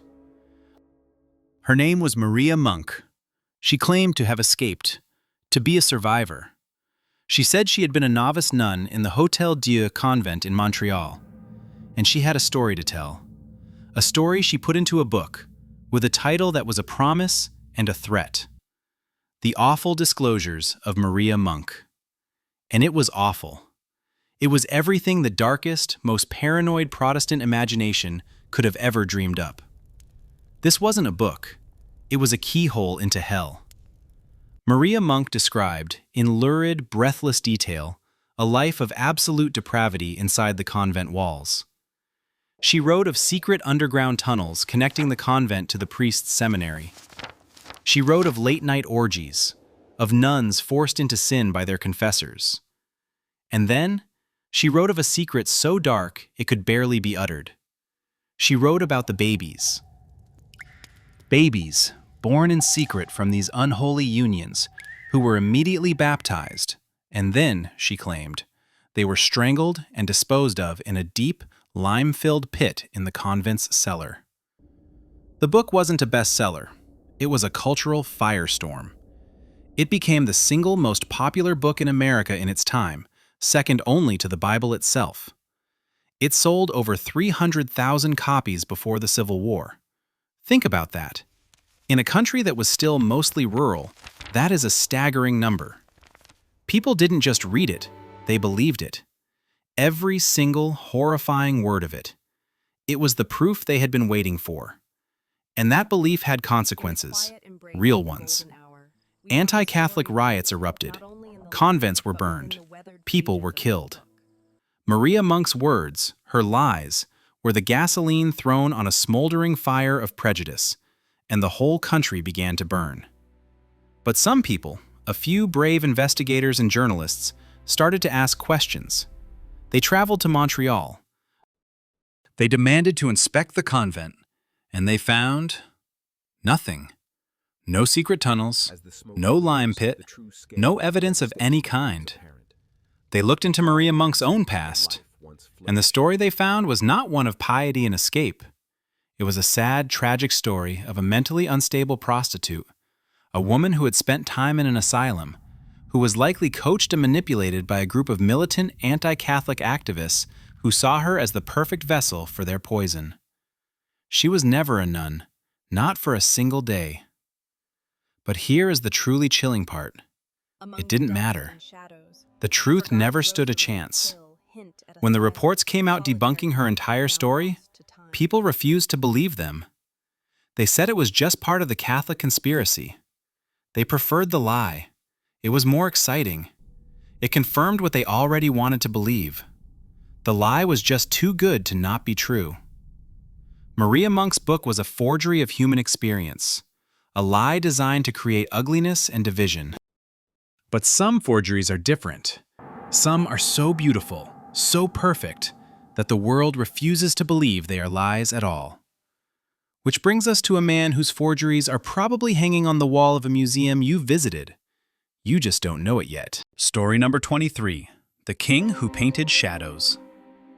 Art museums are quiet places, almost like churches.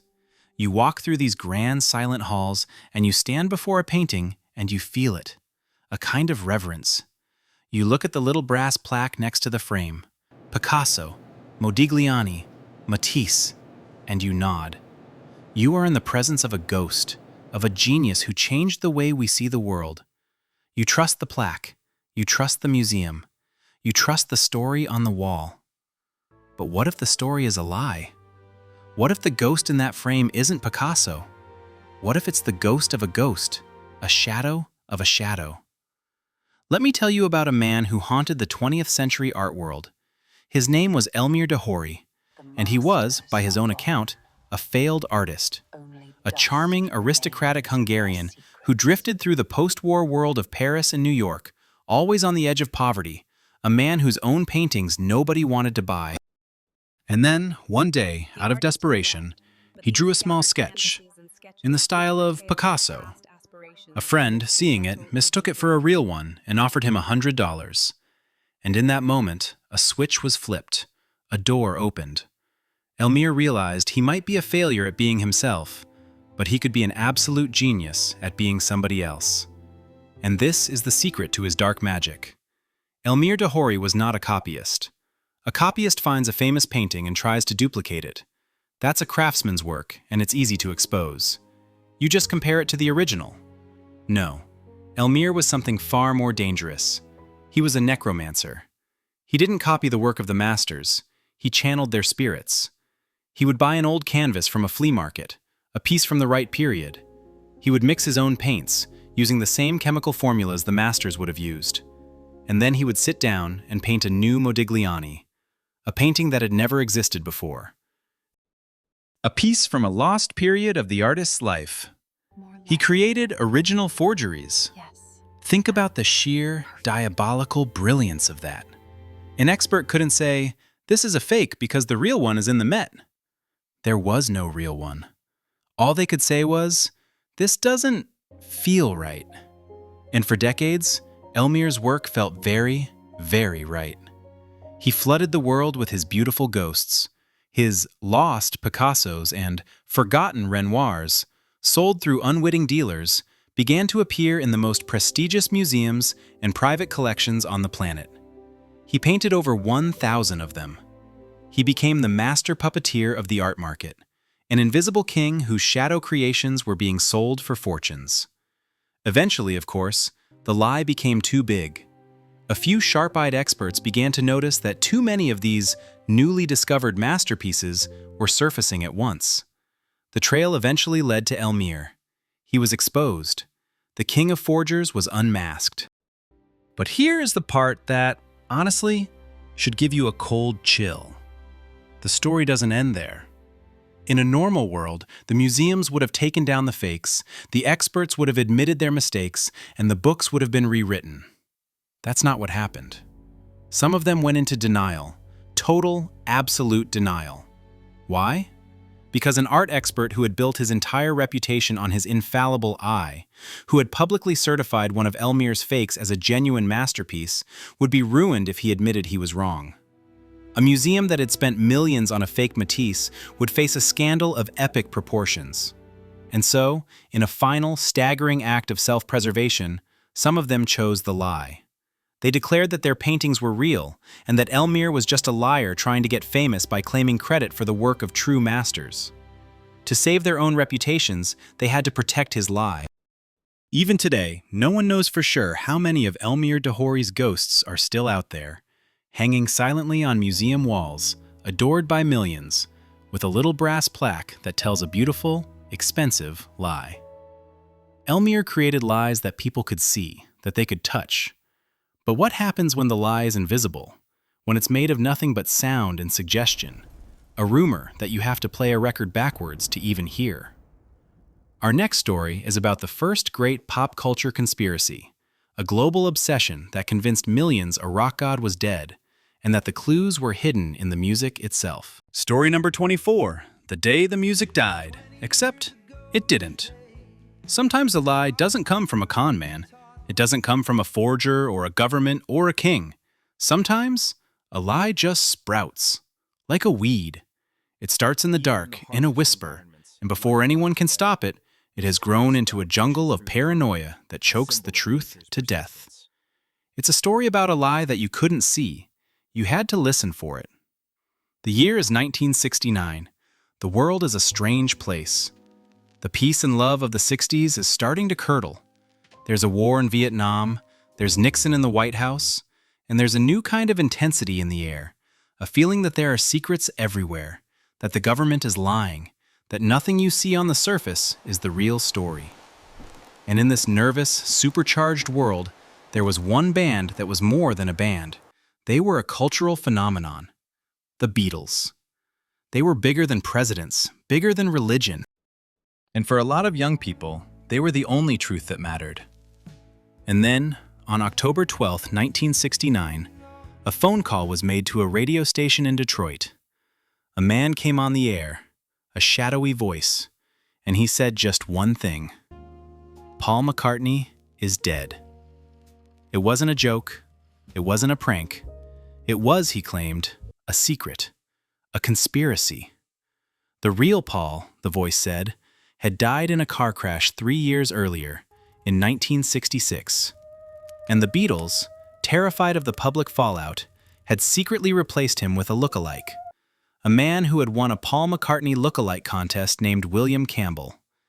And the band, racked with guilt, had been leaving secret clues for their real fans, hiding messages about Paul's death in their music and on their album covers ever since. Now, in a normal time, this would have been dismissed as the ramblings of a lunatic. But this wasn't a normal time. The story hit a nerve, a very raw, very paranoid nerve. And it didn't just spread. It exploded. It became the first truly global pop culture conspiracy theory. And the clues, once you started looking for them, were everywhere. The cover of the Sgt. Pepper album? That wasn't a celebration. It was a funeral. A freshly dug grave, with Paul, the only one holding a black instrument, standing over it. The cover of Abbey Road? It was a funeral procession. John, in all white, was the preacher. Ringo, in black, was the undertaker. George, in denim, was the gravedigger. And Paul? He was barefoot, out of step with the others. Because, of course, that's how corpses are buried. The music was even more damning. At the end of Strawberry Fields Forever, if you listened closely, you could hear John Lennon mumbling something. He wasn't saying cranberry sauce, as he later claimed. He was saying, "I buried Paul." And then came the real, dark magic of it all, the backmasking. Kids all over the world started taking their Beatles records, putting them on their parents' turntables, and spinning them backwards by hand. And the sounds they heard, they were terrifying. The nonsensical gibberish in the song Revolution 9, when played in reverse, became a clear, repeated message. Turn me on, dead man. The phrase number 9 became turn me on. A line in another song, played backwards, became Paul is a dead man. Miss him, miss him, miss him. For a few frantic, obsessed weeks, the world was convinced. It wasn't a rumor, it was a puzzle. A secret code left by the world's most famous band for their most devoted followers. Of course, it was all nonsense. Paul McCartney was very much alive, hiding out on his farm in Scotland, completely bewildered by the global hysteria. The clues were all just a combination of coincidence, wishful thinking, and the simple fact that if you play anything backwards long enough, your brain will start to create patterns out of the noise. It was a collective hallucination, a lie with no liar, a story that created itself out of thin air. It was a harmless, if bizarre, cultural moment, a lie born from paranoia that fooled the ears of millions. But our next story is about a lie that was far from harmless. It was a deliberate, scientific fraud, a lie that fooled not just our ears, but our very minds, and in doing so, created a myth about hidden persuasion that haunts us to this very day. Story number 25, The Ghost in the Movie Theater. Some lies are harmless fun, like a good ghost story. But what happens when the lie isn't about the supernatural? What happens when it's dressed up in the cold, hard language of science? What happens when it claims to have found a secret back door into your brain, a way to control your thoughts and desires without you even knowing it? That's not a ghost story. That's a horror story. The year is 1957. America is a nation simmering with a new kind of anxiety. The Cold War, the bomb, the feeling of a hidden, invisible enemy that could be anywhere. And there was a new word that perfectly captured this fear: brainwashing. The idea that a person's mind could be secretly reprogrammed, their free will stolen. And into this anxious world stepped a man named James Vickery. He wasn't a famous scientist. He was a market researcher, a man who worked in the shadows of Madison Avenue, the world of advertising. A man whose job it was to figure out how to make you buy things you didn't need. And he announced that he had made a breakthrough, a terrifying, revolutionary breakthrough. He called it subliminal advertising. The experiment, as he described it, was simple. In a movie theater in Fort Lee, New Jersey, during a screening of the film Picnic, he used a special high-speed projector to flash messages onto the screen. The messages were invisible to the conscious mind. They were flashed for just 1/3000th of a second, far too fast for anyone to actually see. The messages were simple commands: eat popcorn and drink Coca-Cola. And the results, Vickery claimed, were miraculous, staggering. He announced to the press that over the course of the experiment, popcorn sales in that theater had skyrocketed by over 50%. Coca-Cola sales had jumped by nearly 20%. The world went into a full-blown panic. This wasn't a theory. This was science. It was proof that the brainwashers were real, that corporations and governments could now flash invisible commands at us from our movie screens, from our brand new television sets, and turn us all into mindless puppets. It was the ultimate conspiracy, a secret key that could unlock and control the human subconscious. The idea of the 25th frame was born. Books were written. Government investigations were launched. The CIA reportedly produced internal memos on how to weaponize this new technology. It became a cultural fact. But here's the thing.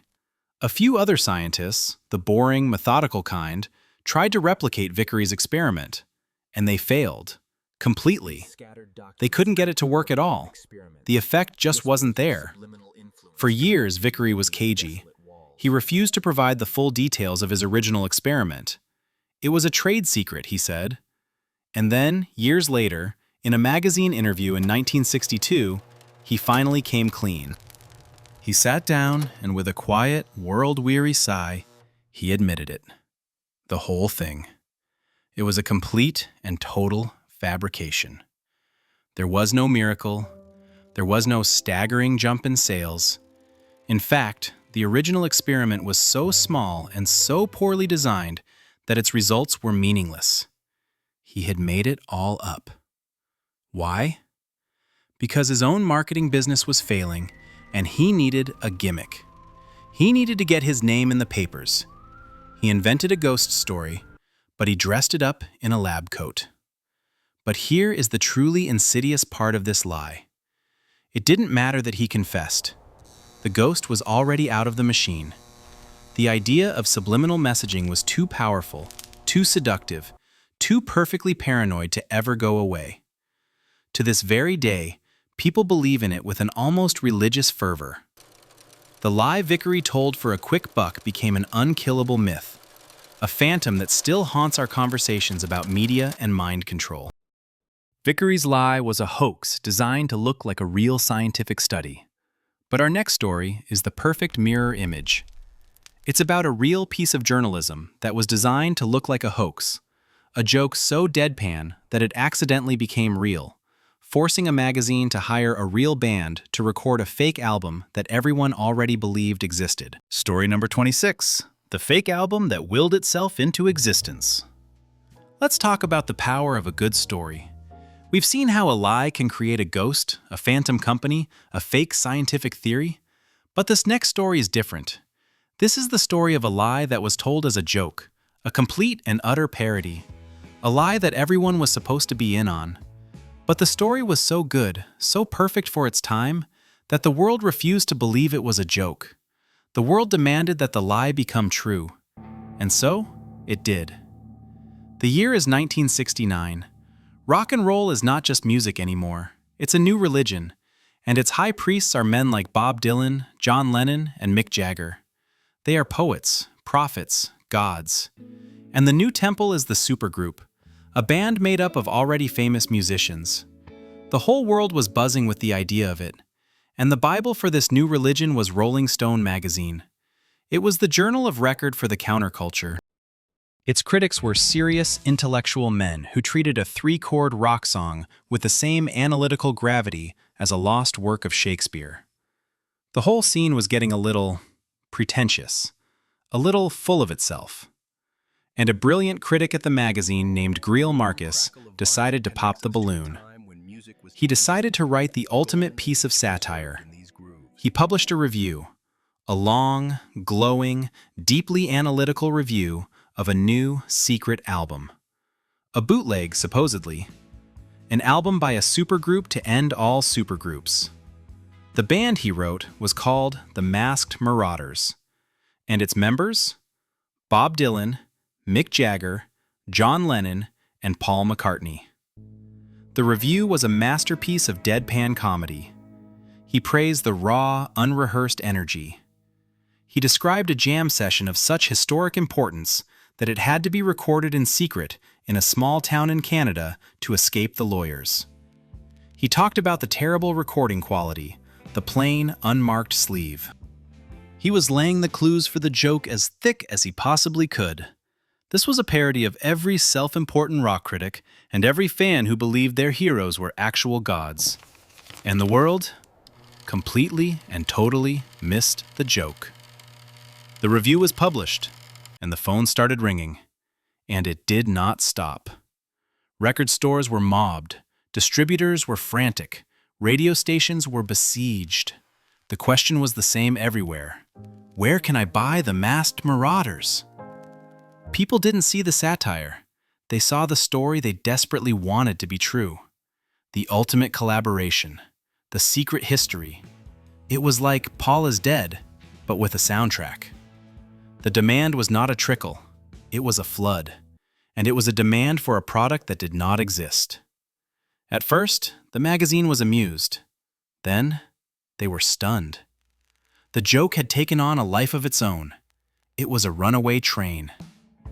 And then, a record executive at Warner Brothers had a moment of pure, capitalist genius. He thought, well, if the people want an album, let's give them one. They leaned into the lie. They hired a real band, a good but mostly unknown group of session musicians, and they gave them an impossible task. Go into a studio and record the fake album that Greil Marcus had reviewed. Make it sound like a sloppy, spontaneous jam session between the most famous musicians in the world. And they did it. They recorded an album of classic rock and roll covers.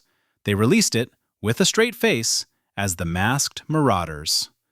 The album that had started as a joke, a phantom in a magazine column, was now a real, physical vinyl record. And the punchline? The final, beautiful twist? It sold over 100,000 copies. A complete fabrication, born from satire, had willed itself into a real-life hit record. The masked marauders prove that if a story is good enough, people will fill in the blanks, connect the dots, and hear music that was never played. But sometimes, you don't even need a story. Sometimes, all it takes is a single, grainy photograph of a pile of rocks on another world to make humanity see a face where there is only a shadow. Story number 27. The face that watched us from a dead world. Listen, we are pattern-seeking animals. It's how we survived. We see a tiger in the rustling grass. We see a friend's face in a crowd. Our brains are hardwired to find order in the chaos, to connect the dots. But what happens when the dots aren't there? What happens when we are staring into the biggest, emptiest, most chaotic canvas imaginable, and we see a face staring back? The year is 1976, and humanity is lonely. We are dipping our toes into the cosmic ocean for the first time, sending our robotic little messengers out into the vast, cold, silent darkness to see if anyone or anything is out there. And our best hope, our bravest little explorer, is a machine named Viking 1. It is our eye in the sky, orbiting the one planet that has always haunted our dreams: Mars, the red planet. A world of silent, rust-colored deserts, of dead volcanoes and canyons that dwarf anything on Earth. And Viking 1 is doing its job. It is mapping the surface, taking thousands of pictures, beaming them back across millions of miles of empty space to the anxious, hopeful scientists on Earth. And then, one day, an image comes through. Image 35A72. It's grainy. It's low resolution. It's just another patch of cratered, rocky desert in a region called Cydonia. The scientists at NASA look at it, and they see it. One of them, an engineer, spots it first, and he points. A joke, really.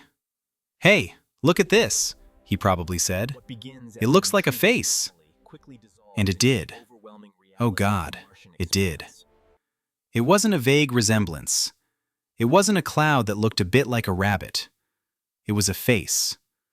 A colossal, humanoid face, nearly 2 miles long, carved into the Martian surface, staring straight up into the silence of space. It had an eye socket, a nose, a mouth. It was a monument. It was a tombstone. It was a message. NASA, to their credit, released the photo to the public. But they released it with a perfectly reasonable, perfectly scientific, and perfectly boring caption. They said it was a mesa, a common geological formation, and that the face-like appearance was just a trick of the light, a specific combination of the sun's angle and the low resolution of the camera. But nobody heard that part. They just saw the face, and the world ignited. This was it. This was the smoking gun, the proof. For the next 20 years, the face on Mars was not a geological feature. It was an obsession. It was the Rosetta Stone of an entire culture of belief in ancient aliens and lost civilizations. Books were written. Documentaries were made. People dedicated their lives to analyzing that one grainy photograph. It was proof, they said, that Mars once harbored life. That they had built this monument, perhaps as a final, desperate message to the cosmos before their world died. The pressure on NASA was immense. "Go back," the world screamed. "Go back and take another picture." And eventually, they did. In 2001, a new probe, the Mars Global Surveyor, armed with a camera of stunning, unprecedented power, flew over the Cydonia region. It took the picture everyone had been waiting for, and the world held its breath. The image came back, crystal clear, and the face was gone, vanished. In its place was just what the scientists had said all along: a hill, a big, lumpy, windswept, and completely unremarkable pile of rocks. From a different angle, with better light, the ghost had vanished. There was no monument, no message, no lost civilization. There was just a trick of the light, and our own desperate, human, beautiful, and sometimes foolish need to see a face in the darkness. We had looked into the vast, alien emptiness of the universe, and we had only found a reflection of ourselves. The face on Mars was a story we told ourselves, a collective delusion born from a shadow on a distant world. But our next story is about a delusion that was much closer to home. It's about two of the most respectable, educated, and sensible women in the entire British Empire, who went for a quiet afternoon walk in the most famous garden in France, and came back claiming they had just spent the day with the ghost of Marie Antoinette. Story number 28. The afternoon, the clocks ran backwards. Listen, let me tell you about two women, and these were not the kind of women who saw ghosts. Not at all. These were perhaps the two most sensible, rational, and academically rigorous women in the entire British Empire at the turn of the century. Their names were Charlotte Ann Moberly and Eleanor Jourdain. One was the principal of St. Hugh's College at Oxford. The other was about to become her vice principal. These were not flighty spiritualists. They were scholars. Their world was one of facts, of history, of crisp, verifiable truth, which is what makes their story so utterly, chillingly strange. The year is 1901. The month is August. The heat is thick and heavy over Paris, and the two women are doing what any educated tourist would do. They are visiting the Palace of Versailles. They decide to go for a walk to find the Petit Trianon, the little pleasure palace of Marie Antoinette. A simple plan. Just a pleasant, slightly boring afternoon stroll through a famous garden. And then, something shifted. It wasn't sudden.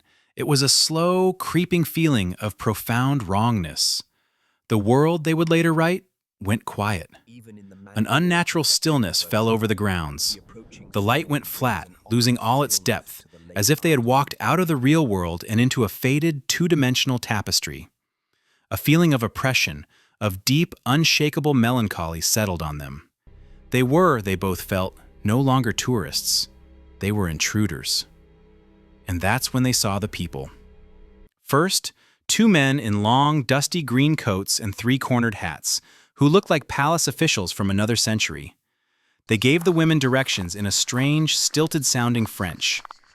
Then they saw a cottage, and by the door, a woman and a young girl in old-fashioned rustic dress, standing frozen, like figures in a tableau vivant. A feeling of dread began to build.